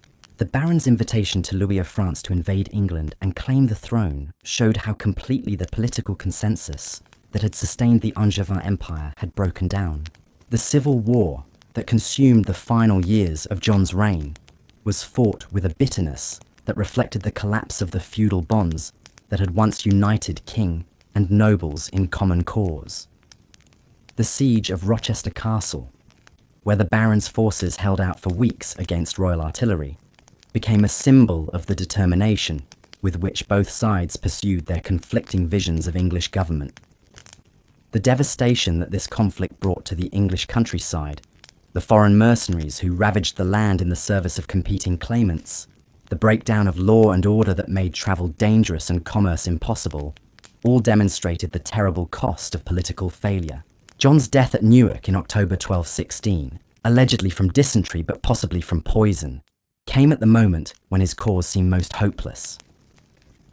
The king who had begun his reign as the undisputed master of territories stretching from Scotland to the Pyrenees died controlling little more than the western counties of England. His 9-year-old son Henry, who inherited this desperate situation, seemed unlikely to succeed where his father had failed so completely. Yet the regency government that was established for the young Henry III, led by the papal legate Guala and the veteran administrator William Marshal, demonstrated remarkable skill in rebuilding royal authority from the ruins of John's reign. The reissue of Magna Carta in modified form, the negotiation of peace with the French invaders, the gradual reconciliation with the baronial opposition, all showed that the institutional foundations of English government were stronger than the personal failures of individual kings might suggest. The Battle of Lincoln in 1217, where the octogenarian William Marshal led the royal forces to victory against the baronial rebels and their French allies, marked the beginning of England's recovery from the crisis that had nearly destroyed the monarchy. The elderly knight who had served 4 kings with unwavering loyalty demonstrated that the ideals of chivalric service could still inspire extraordinary achievements. His victory, achieved through a combination of tactical skill and moral authority, saved the Plantagenet dynasty and preserved the political innovations that would eventually transform medieval England. The minority of Henry III, which lasted until 1227, provided the breathing space necessary for English institutions to recover from the trauma of John's reign. The slow process of rebuilding royal authority, the careful restoration of diplomatic relations with continental powers, the gradual healing of the wounds that civil war had inflicted on English society, all demonstrated the resilience of the political system that the Normans had created and that the Angevins had refined. As Henry III approached his majority and prepared to assume personal control of the government, the England he inherited was profoundly different from the kingdom that his great-grandfather, Henry II, had ruled. The loss of the continental territories had forced the English nobility to identify more closely with their island home, while the financial pressures of constant warfare had created new forms of political consultation that would eventually evolve into parliamentary government. The legal innovations of the Angevin period had created a system of common law that transcended local custom, while the administrative machinery of the crown had proven capable of functioning even in the absence of effective royal leadership. The stage was set for the next great chapter in English constitutional development, as a new generation of kings and nobles would grapple with questions about the nature of royal authority, the rights of subjects, and the proper relationship between crown and community that would shape the future of English civilization. The story of how these questions were answered and of the dramatic events that would follow awaits us as we continue our journey through the mists of medieval time. The young king, who came of age in 1227, inherited a realm transformed by crisis into something his predecessors could never have imagined. Henry III's England was no longer the continental empire that had once stretched from the Cheviot Hills to the Pyrenees, but an island kingdom forced to discover its own identity within the confines of the sea. This transformation would prove to be not a diminishment, but a concentration, focusing English energies inward toward innovations in government, law, and culture that would eventually reshape the medieval world. The personal rule of Henry III began with promise, but quickly revealed the contradictions that would define his long and troubled reign. The king possessed genuine piety, refined artistic taste, and sincere devotion to his subjects' welfare, yet he lacked the practical political skills that effective medieval kingship required. His love of magnificence led him to embark on architectural projects that rivaled those of the greatest continental monarchs, while his generosity to foreign relatives and favourites created resentments that would poison his relationship with the English nobility for decades. The rebuilding of Westminster Abbey, Henry's greatest architectural achievement, exemplified both his vision and his limitations. The soaring Gothic arches, the intricate stone tracery, the jewel-like stained glass windows that transformed the ancient Saxon church into a monument worthy of European admiration, all demonstrated the cultural sophistication that English civilization had achieved. Yet the enormous cost of this project, funded through taxation that pressed heavily upon an already burdened population, revealed the king's inability to balance aesthetic ambition with political reality. The provisions of Oxford, imposed upon Henry by his barons in 1258, represented a revolutionary attempt to limit royal authority through institutional reform rather than personal constraint. The Council of 15 nobles who were empowered to oversee royal policy, the requirement that the king consult with his subjects before making major decisions, the establishment of regular meetings to review governmental actions, all created a framework for constitutional monarchy that was centuries ahead of its time. Yet the provisions also revealed the fundamental tension between effective government and popular control that would haunt English politics for generations. The civil war that erupted when Henry attempted to overthrow the provisions brought to prominence one of the most remarkable figures in medieval English history. Simon de Montfort, Earl of Leicester, was a French nobleman who had married into the royal family and gradually transformed himself into a champion of English constitutional rights. His evolution from royal favourite to revolutionary leader reflected the broader changes that were transforming English society, as men who had once defined themselves primarily through personal loyalty to the crown began to articulate concepts of national identity and popular sovereignty. The Battle of Lewes in 1264, where de Montfort's forces defeated the royal army and captured both Henry III and his son Edward, marked the temporary triumph of constitutional principles over royal absolutism. The parliament that de Montfort summoned in 1265, which included not only nobles and clergy but also representatives from the towns and shires, established precedents that would eventually evolve into the House of Commons. For the first time in English history, the voice of the common people was heard in the councils of government, creating a political revolution whose consequences would extend far beyond the medieval period. Yet de Montfort's triumph was brief and ultimately tragic. The Earl, who had fought to limit royal power, found himself wielding authority that was hardly less absolute than that of the kings he had opposed. His reliance on foreign mercenaries, his manipulation of popular assemblies, his increasing isolation from moderate opinion, all demonstrated the difficulty of translating constitutional theory into practical governance. His death at the Battle of Evesham in 1265, where he was overwhelmed by the forces of Prince Edward, marked the end of the first great experiment in parliamentary government. The restoration of royal authority after Evesham was accomplished with a moderation that reflected the lessons learned from decades of civil conflict. The dictum of Kenilworth, which established the terms for the reconciliation of the rebels, demonstrated that both sides had come to understand the futility of pursuing absolute victory.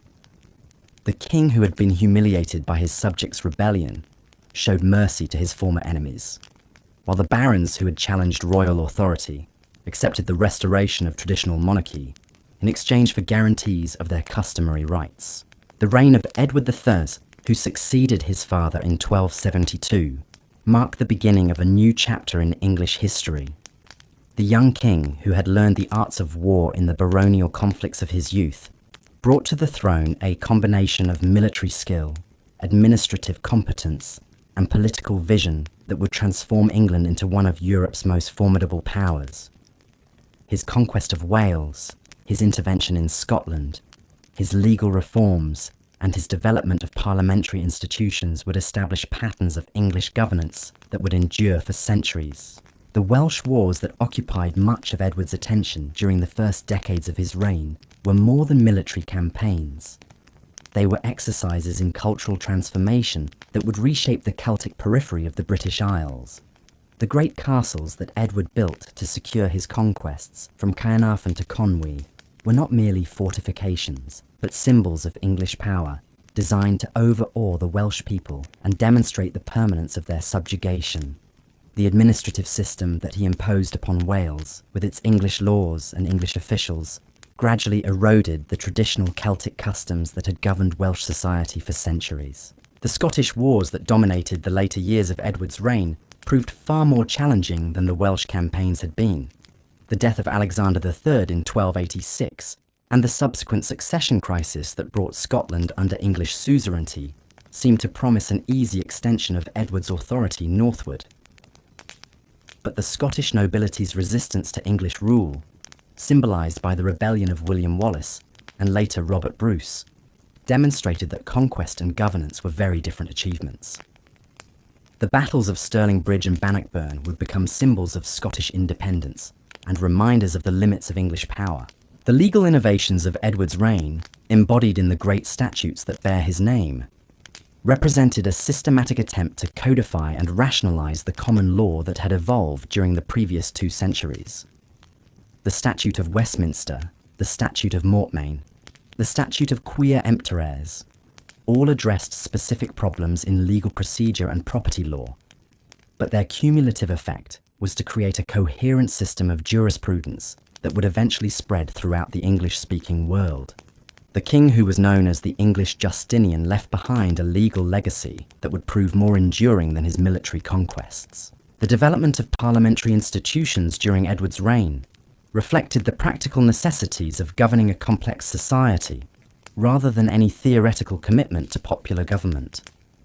The assemblies that the king summoned to approve taxation, to hear petitions, to witness important ceremonies, gradually evolved into a regular part of the governmental process.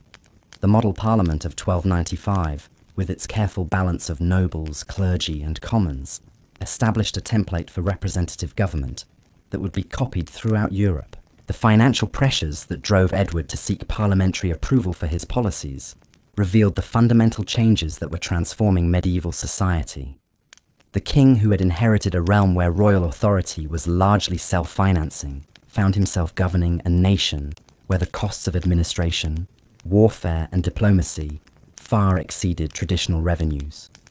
The taxes that Parliament granted, the loans that Italian bankers provided, the commercial duties that merchants paid, all demonstrated that England was becoming integrated into a European economy that operated according to new rules and new expectations. The expulsion of the Jews from England in 1290 marked the end of an era in English economic development, while simultaneously revealing the religious and racial tensions that were reshaping European society.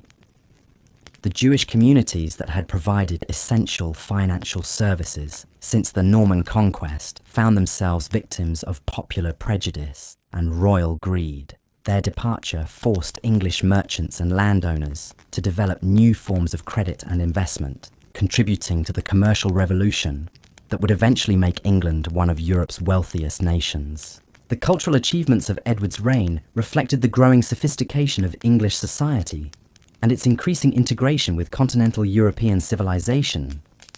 The Gothic cathedrals that rose in cities throughout the kingdom, the illuminated manuscripts that were produced in monastic scriptoriums, the vernacular literature that was beginning to compete with Latin as a vehicle for serious expression, all demonstrated that England had become a major centre of medieval culture. The legal treatises of Bracton, the historical chronicles of Matthew Paris, the architectural innovations of the master masons who built Westminster Abbey, all contributed to a cultural flowering that rivaled anything achieved in France or Germany. The death of Edward the Firm in 1307 marked the end of an age of expansion and the beginning of a period of retrenchment that would test whether the institutions he had created could survive the transition to a new generation of leaders. The son who inherited his throne, Edward II, possessed none of his father's military skill or political acumen, yet he would face challenges that would have tested even the most capable ruler. The Scottish wars that had seemed nearly won would drag on for decades. The financial problems that parliamentary taxation had temporarily solved would return with increased severity, and the constitutional questions that had been temporarily settled would re-emerge with new urgency. The reign of Edward II would demonstrate both the strengths and weaknesses of the governmental system that had evolved during the previous century.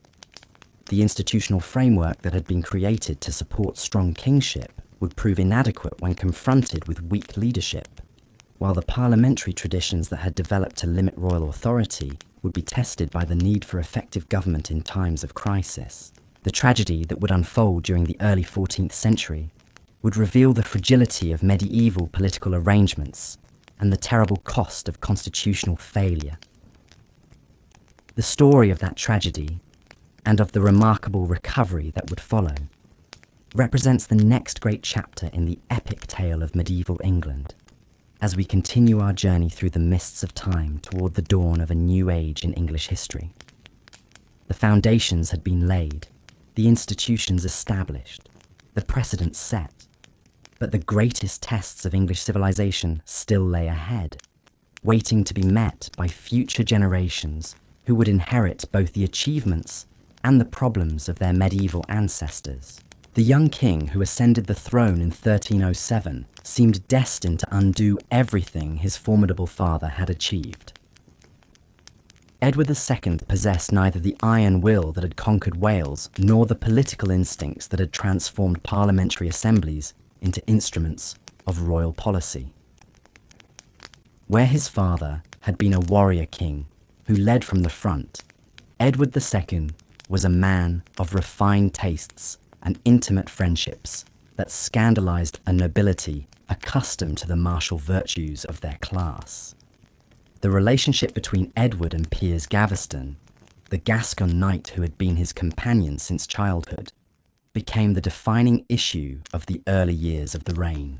The extraordinary honours that the king showered upon his favourite, the influence that Gaveston wielded over royal policy, the contempt that both men showed for the established nobility, all created a crisis that went far beyond personal jealousy or moral disapproval. The barons who had learned to work within the constitutional framework established by Edward the Firm found themselves confronting a king who seemed determined to govern through personal whim rather than institutional precedent. The ordinances of 1311, imposed upon Edward by his barons, much as the provisions of Oxford had been forced upon his grandfather, represented another attempt to limit royal authority through constitutional means. The commission of 21 lords who were empowered to reform the royal household, the requirement that the king seek baronial approval for major appointments, the explicit demand that Gaveston be exiled from the realm, all demonstrated that the English nobility had learned to articulate their grievances in legal and institutional terms, rather than simply resorting to armed rebellion. Yet the tragedy of Edward II's reign lay not in his defiance of baronial demands, but in his inability to provide the leadership that the kingdom desperately needed. The Scottish wars that had seemed nearly won under his father's direction collapsed into a series of humiliating defeats that restored Scottish independence and shattered English military prestige. The Battle of Bannockburn in 1314, where Robert Bruce's forces destroyed the largest English army ever assembled, marked not just a military disaster, but a psychological trauma that would haunt English consciousness for generations. The financial crisis that resulted from these military failures forced Edward to summon Parliament with unprecedented frequency, creating opportunities for the commons to assert their authority in ways that would have been unthinkable under his predecessors. The representatives of shires and boroughs who had once merely approved royal requests for taxation began to present petitions to demand redress of grievances, to insist that their consent was necessary for any significant governmental action. The constitutional revolution that had begun under Henry III and been channeled under Edward the Firm now accelerated beyond any single individual's ability to control. The rise of Thomas of Lancaster as the effective ruler of England during the middle years of Edward's reign demonstrated both the possibilities and the limitations of baronial government. The king's cousin, who controlled vast territories in the north and commanded the loyalty of a significant portion of the nobility, possessed the resources and the authority to challenge royal power directly. Yet Lancaster's rule proved as arbitrary and ineffective as Edward's had been, revealing that the problems of medieval government extended far beyond the character of individual rulers. The murder of Piers Gaveston in 1312, carried out by a group of earls who had grown tired of constitutional restraints, marked a turning point in English political culture. The brutal execution of the king's favourite, seized while under safe conduct and killed without trial, demonstrated that the rule of law was still fragile and that personal hatred could override institutional procedures.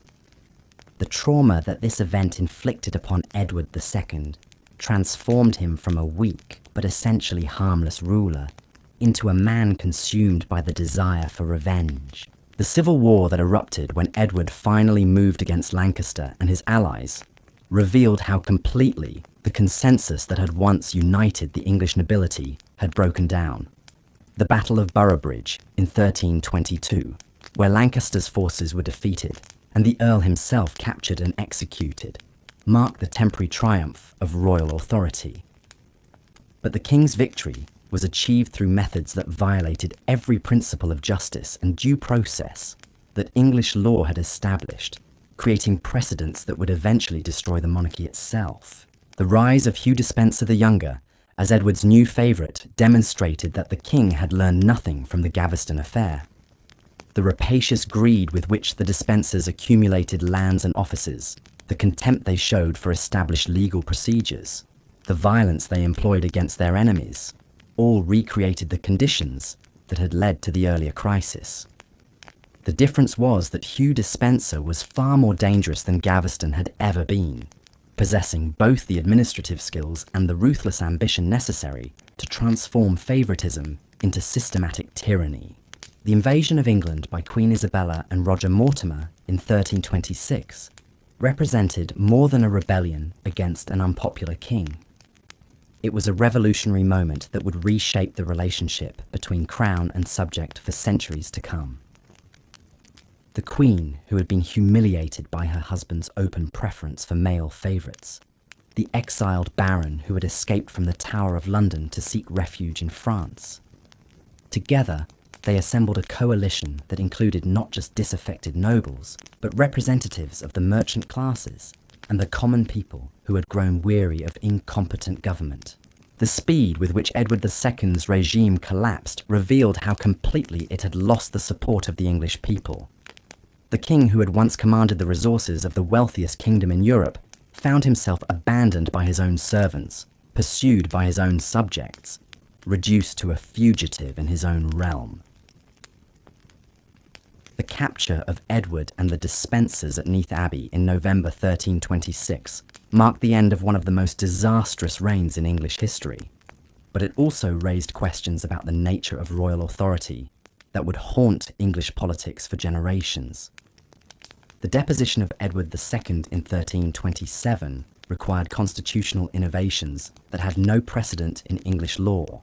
The parliament that was summoned to witness the king's abdication included not just the traditional estates of nobles and clergy, but representatives from every level of society, creating an assembly that could claim to speak for the entire English people. The articles of accusation that were read against the king, the formal renunciation of allegiance that followed, the recognition of his infant son as the new monarch, all established procedures that would be remembered when future generations faced similar crises. The murder of Edward the Third at Berkeley Castle in September 1327, carried out on the orders of Roger Mortimer with the probable connivance of Queen Isabella, demonstrated that even the most elaborate constitutional procedures could not entirely eliminate the role of violence in medieval politics. The manner of the king's death, allegedly killed by a red-hot poker thrust into his bowels, was designed to leave no external marks while inflicting maximum agony. The symbolism was unmistakable. The king, who had violated the natural order through his unnatural relationships, had suffered a punishment that reflected the horror of his crimes. The regency of Isabella and Mortimer, which governed England in the name of the young Edward III, quickly revealed that the removal of a tyrannical king did not automatically produce good government. The Queen Mother and her lover proved as rapacious and arbitrary as the dispensers had been, accumulating wealth and power, while neglecting the administrative reforms that the kingdom desperately needed. Their rule demonstrated that the problems of medieval government ran deeper than the personal failings of individual rulers, reflecting fundamental tensions between the demands of effective administration and the constraints of constitutional law. The coup by which Edward III seized control of the government in 1330, capturing Mortimer at Nottingham Castle and sending him to the scaffold, marked the beginning of the most glorious period in medieval English history. The young king, who had been raised amid the political chaos of his father's reign and the moral corruption of his mother's regency, possessed both the military genius and the political wisdom necessary to restore English power and prestige. His reign would witness the beginning of the 100 Years' War, the flowering of English culture, and the development of parliamentary institutions that would eventually transform the nature of European government. The Battle of Halidon Hill in 1333, where Edward III's forces crushed a Scottish army and restored English dominance over the northern kingdom, demonstrated that the military disasters of his father's reign had been the result of incompetent leadership rather than any fundamental weakness in English military organisation. The innovative tactics that Edward employed, combining dismounted men-at-arms with archers in a formation that maximised the effectiveness of the longbow, would revolutionise European warfare and establish England as the dominant military power of the 14th century. The claim to the French throne that Edward III advanced in 1337, based on his descent from Philip IV through his mother Isabella, provided the pretext for a conflict that would define English foreign policy for more than a century. The war that followed was not merely a dynastic dispute, but a struggle for control of the economic and political systems that governed Western Europe. The English wool trade, the Flemish textile industry, the French wine regions, all became battlegrounds in a conflict that would reshape the medieval world. The great victory at Crécy in 1346, where Edward III's army destroyed the flower of French chivalry through the devastating effectiveness of massed archery, marked the beginning of English military supremacy that would endure for generations. The death of the blind King John of Bohemia, who rode into battle tied to his horse so that he could strike one blow for honour before he died, symbolised the passing of an age when individual heroism could triumph over technological innovation and tactical sophistication. The siege of Calais that followed Crécy demonstrated Edward III's understanding that lasting victory required not just military success, but strategic control of key positions. The year-long investment of the great port city, the systematic starvation of its population, the dramatic surrender of the burghers who offered their lives to save their fellow citizens, all created a legend that would inspire English patriotism for centuries. The establishment of an English garrison at Calais provided a permanent foothold on the continent that would serve as a base for future campaigns and a symbol of English power. The Black Death that struck England in 1348 represented a catastrophe that dwarfed any military defeat or political crisis the kingdom had yet experienced. The plague that had originated in Central Asia and spread along the trade routes of the medieval world killed perhaps a third of England's population, transforming every aspect of society in ways that would take centuries to understand fully. The social and economic disruption that followed would challenge every assumption about the proper ordering of medieval society and force innovations in government, law, and culture that would accelerate the transformation of England into a modern state. The labour shortage that resulted from the plague's devastation gave the surviving peasants unprecedented bargaining power, leading to wage increases and social mobility that threatened the entire structure of feudal society. The Statute of Labourers, passed by Parliament in 1351, represented a desperate attempt to freeze wages and social relationships at pre-plague levels. But the economic forces that the plague had unleashed proved stronger than any legislation could contain, creating tensions that would eventually explode into open rebellion. The renewal of the French War in the 1350s provided Edward III with opportunities to demonstrate that English military superiority had survived the plague's devastation. The Battle of Poitiers in 1356, where the Black Prince's forces captured King John II of France and decimated the French nobility, confirmed that the tactical innovations pioneered at Crécy could be repeated with devastating effect. The ransom demanded for the French king's release provided England with resources that funded further military campaigns and magnificent cultural projects that proclaimed English power to the world. The Treaty of Bretigny in 1360, which granted England sovereignty over Aquitaine and Calais, in exchange for Edward III's renunciation of his claim to the French throne, seemed to mark the triumph of English arms and diplomacy. Yet the peace that followed proved more challenging than the war that had preceded it. The soldiers who had grown wealthy through plunder and ransom found themselves without employment, while the administrative challenges of governing vast territories in France tested the capabilities of English government in ways that purely military campaigns never had. The Good Parliament of 1376, which met in the final years of Edward III's reign, demonstrated how completely the political balance had shifted since the beginning of the century. The Commons, emboldened by their role in financing the French wars, began to assert their authority in ways that would have been unthinkable under earlier kings.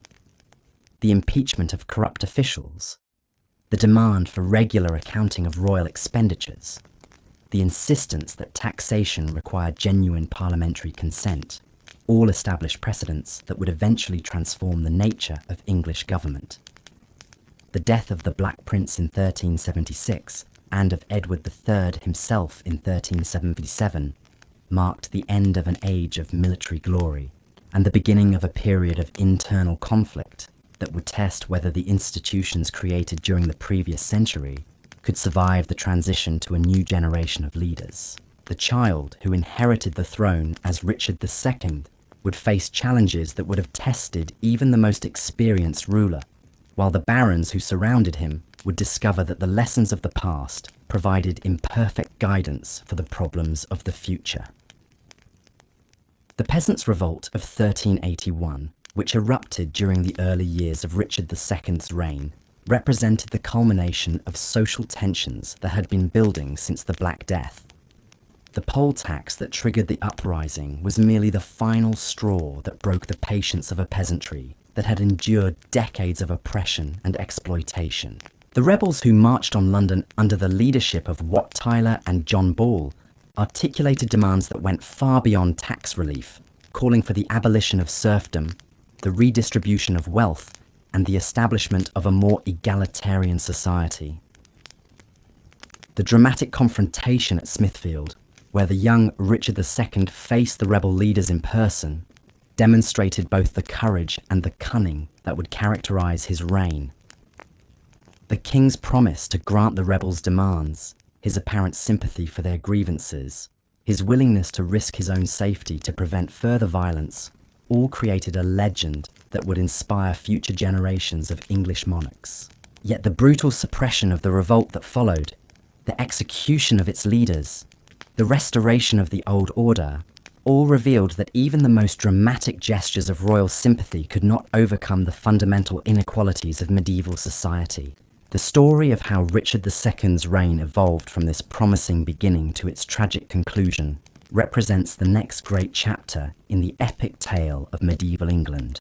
As we continue our journey through the mists of time toward the dawn of a new age in English history, the institutions had been tested, the precedents established, the foundations laid, but the greatest challenges to English civilization still lay ahead, waiting to be met by future generations who would inherit both the achievements and the problems of their medieval ancestors. The young king who inherited the throne in 1377 seemed destined to complete the constitutional revolution that had been building for over a century. Richard II possessed the intelligence, the education, and the royal charisma that his immediate predecessors had lacked. Yet he would face challenges that would test not just his personal character, but the very foundations of English government. The kingdom he inherited was no longer the feudal realm of his great-grandfather Edward III, but a complex society where new forms of wealth, new ideas about governance, and new expectations of royal authority were reshaping the ancient relationships between crown and subject. The cultural flowering that characterized Richard's court reflected the growing sophistication of English society and its increasing confidence in its own distinctive identity. The poetry of Geoffrey Chaucer, with its vivid portraits of English life from the knight to the ploughman, demonstrated that the English language had evolved into a vehicle capable of expressing the full range of human experience. The elaborate ceremonial that surrounded the king, the magnificent tournaments that celebrated chivalric ideals, the architectural innovations that transformed royal residences into palaces worthy of European admiration, all proclaimed that England had become a major centre of medieval civilization. Yet beneath this glittering surface, tensions were building that would eventually destroy both the king and the constitutional system he had inherited. The financial pressures created by constant warfare, the social disruption caused by the plague, the religious controversies sparked by reformers like John Wycliffe, all challenged the traditional assumptions that had governed English society for centuries. The Parliament that had evolved as a partner in royal government began to assert its authority in ways that threatened the very concept of monarchical supremacy. The Lords Appellant crisis of 1387 and 1388 revealed how completely the political balance had shifted since the days of Edward III. The coalition of great magnates who challenged Richard's authority did not seek to overthrow the monarchy, but to control it, using parliamentary procedures and legal precedents to limit royal power in ways that would have been unthinkable to earlier generations. The merciless parliament that followed demonstrated that the constitutional weapons forged during previous crises could be turned against the crown itself, creating a new form of political conflict that transcended the personal rivalries of medieval politics. Richard's response to this humiliation revealed both his political genius and his fundamental misunderstanding of the forces that were reshaping English society. The king, who had been forced to watch his friends executed and his policies overturned, spent the next decade carefully rebuilding his authority, using legal precedents and parliamentary procedures to strengthen royal power while maintaining the appearance of constitutional government. His creation of a court party loyal to his person rather than to institutional traditions, his manipulation of legal procedures to eliminate his enemies, his gradual accumulation of unprecedented royal authority, all demonstrated that the constitutional limitations imposed by Parliament could be circumvented by a ruler skilled in the arts of political manipulation. The tyranny that Richard established during the final years of his reign was more dangerous than the crude despotism of earlier monarchs, precisely because it operated within the forms of constitutional government while violating its spirit.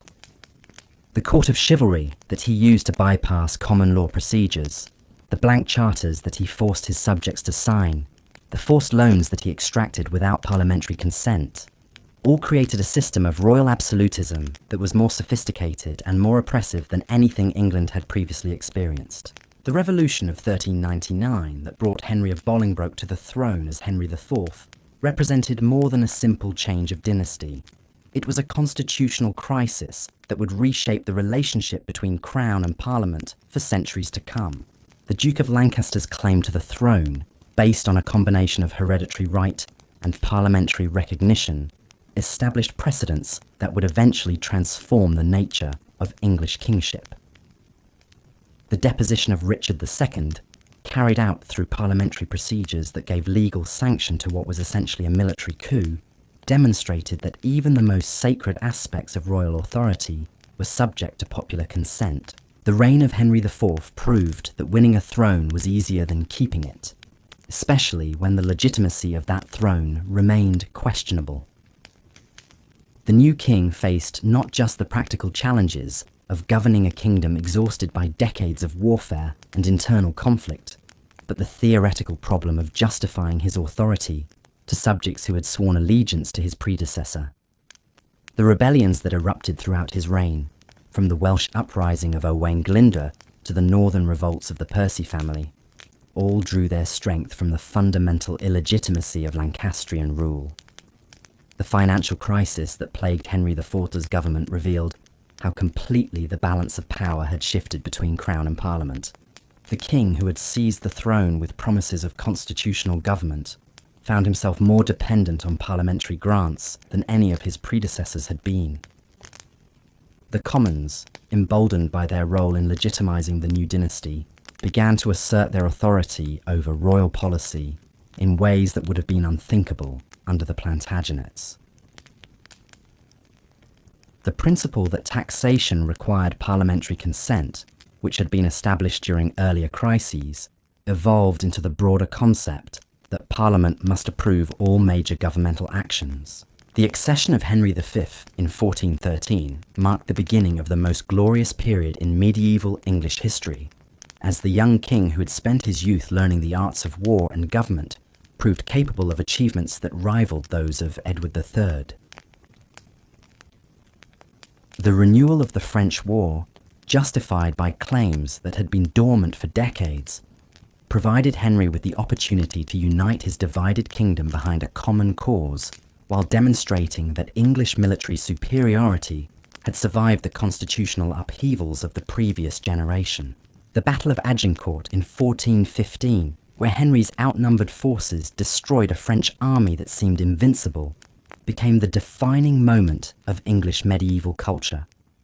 The victory that was achieved through a combination of tactical innovation, disciplined courage, and divine favour created a legend that would inspire English patriots for centuries.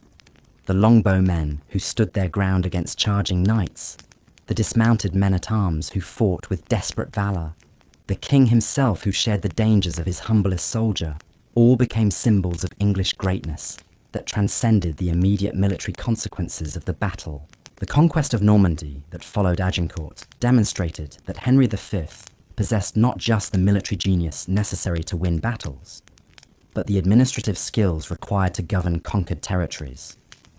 The systematic reduction of Norman strongholds, the establishment of English garrisons throughout the duchy, the creation of an administrative system that could extract resources while maintaining local loyalty, all showed that the English had learned the lessons of their earlier continental adventures. The Treaty of Troyes in 1420, which recognised Henry as heir to the French throne, seemed to promise the realisation of English ambitions that had been frustrated for generations. Yet the very completeness of Henry V's triumph contained the seeds of future disaster. The king who had united England behind his French ambitions died at the moment when his achievements seemed most secure, leaving an infant son to inherit territories that could only be maintained through constant warfare. The regency government that was established for Henry VI faced the impossible task of governing two kingdoms whose interests were fundamentally incompatible, while managing a nobility that had grown accustomed to the profits of conquest and would not easily accept the limitations of peace. The gradual loss of the French territories during the minority of Henry VI revealed how completely English success had depended on the personal authority of individual kings. The Battle of Patay in 1429, where Joan of Arc's inspired leadership transformed French military capabilities, marked the beginning of a French recovery that would eventually drive the English from all their continental possessions, except Calais.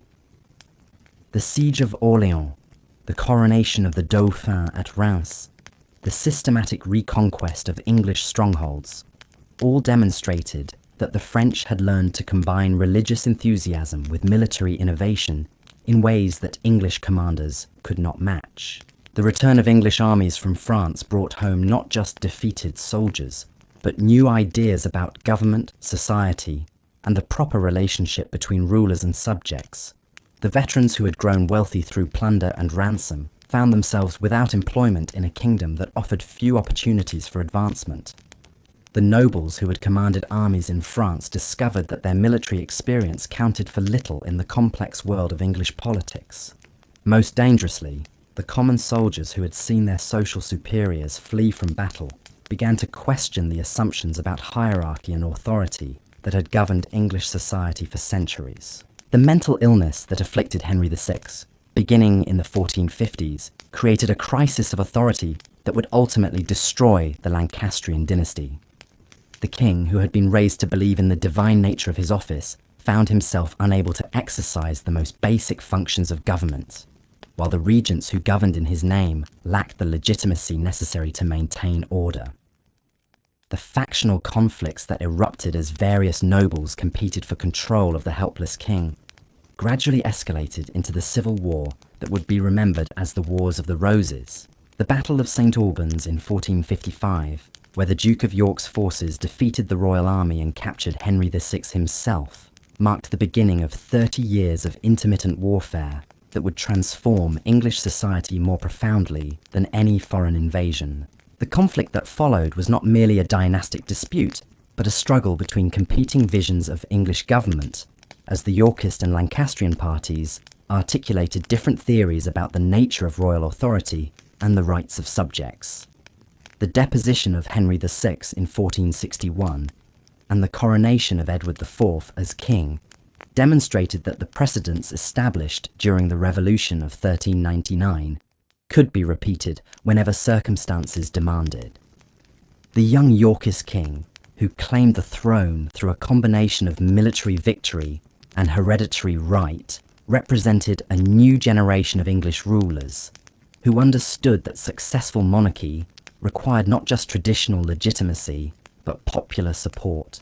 The administrative reforms that Edward IV implemented, the commercial policies that he pursued, the cultural patronage that he provided, all showed that the English monarchy was adapting to the changing realities of late medieval society.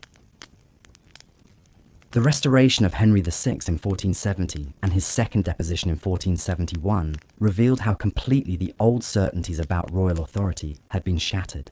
The battles of Barnard and Tewkesbury, where Edward IV's forces finally destroyed Lancastrian resistance, marked not just the end of a dynasty, but the conclusion of the medieval period in English history. The death of the last Lancastrian prince at Tewkesbury, the murder of Henry VI in the Tower of London, the systematic elimination of all potential claimants to the throne, all demonstrated that the Wars of the Roses had been fought with a ruthlessness that exceeded anything seen in previous English conflicts. The reign of Edward IV, restored to his throne in 1471, marked the beginning of a new age in English history. The king, who had learned statecraft through civil war, understood that lasting peace required not just military victory, but the reconstruction of the governmental institutions that conflict had damaged. The expansion of royal authority, the development of more efficient administrative procedures, the establishment of new sources of royal revenue, all showed that the English monarchy was evolving into something more modern and more powerful than its medieval predecessors. The brief reign of Edward V in 1483 and his mysterious disappearance in the Tower of London created the final crisis of the medieval period. The usurpation of Richard III, justified through claims about the illegitimacy of his predecessor's children, demonstrated that the constitutional principles established during previous centuries could still be manipulated by ruthless individuals who understood the weaknesses of the system. The rebellion that erupted against Richard's rule, the invasion of Henry Tudor, the Battle of Bosworth Field, where the last Plantagenet king died fighting for his crown, all mark the end of the medieval age and the beginning of the Tudor period. As we reach the end of our journey through the mists of medieval time, we can see how the threads of this great tapestry have been woven together across nearly 1,000 years of English history. The Anglo-Saxon kingdoms that emerged from the ruins of Roman Britain, the Norman Conquest that transformed English society, the Angevin Empire that stretched from Scotland to the Pyrenees, the constitutional developments that limited royal power, the cultural flowering that produced Chaucer, and the great cathedrals, the military triumphs that made England a European power, the civil wars that tested every institution, all contributed to the creation of a civilization that would eventually spread across the globe.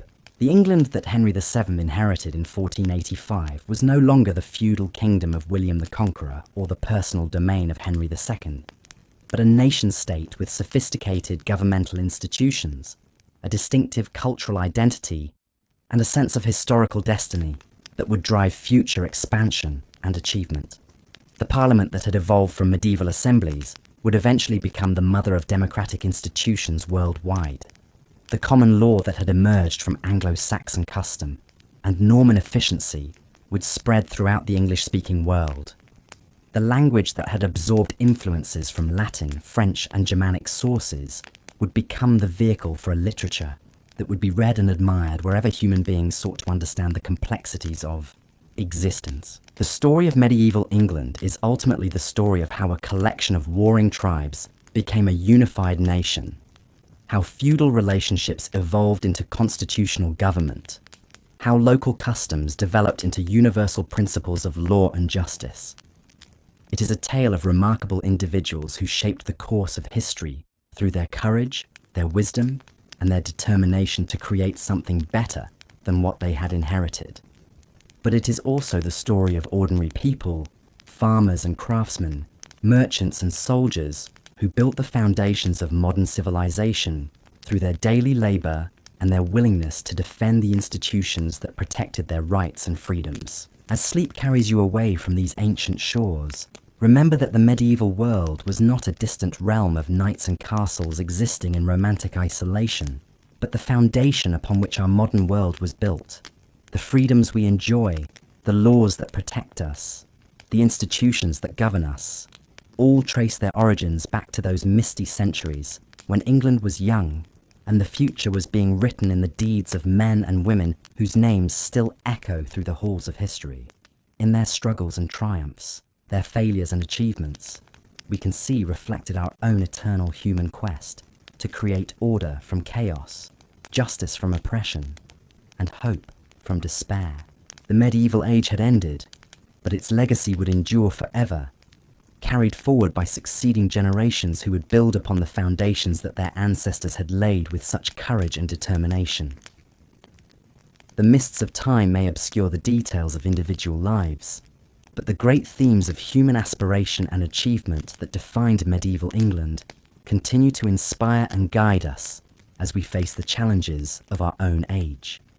In the end, that is perhaps the greatest gift that the medieval world has given us.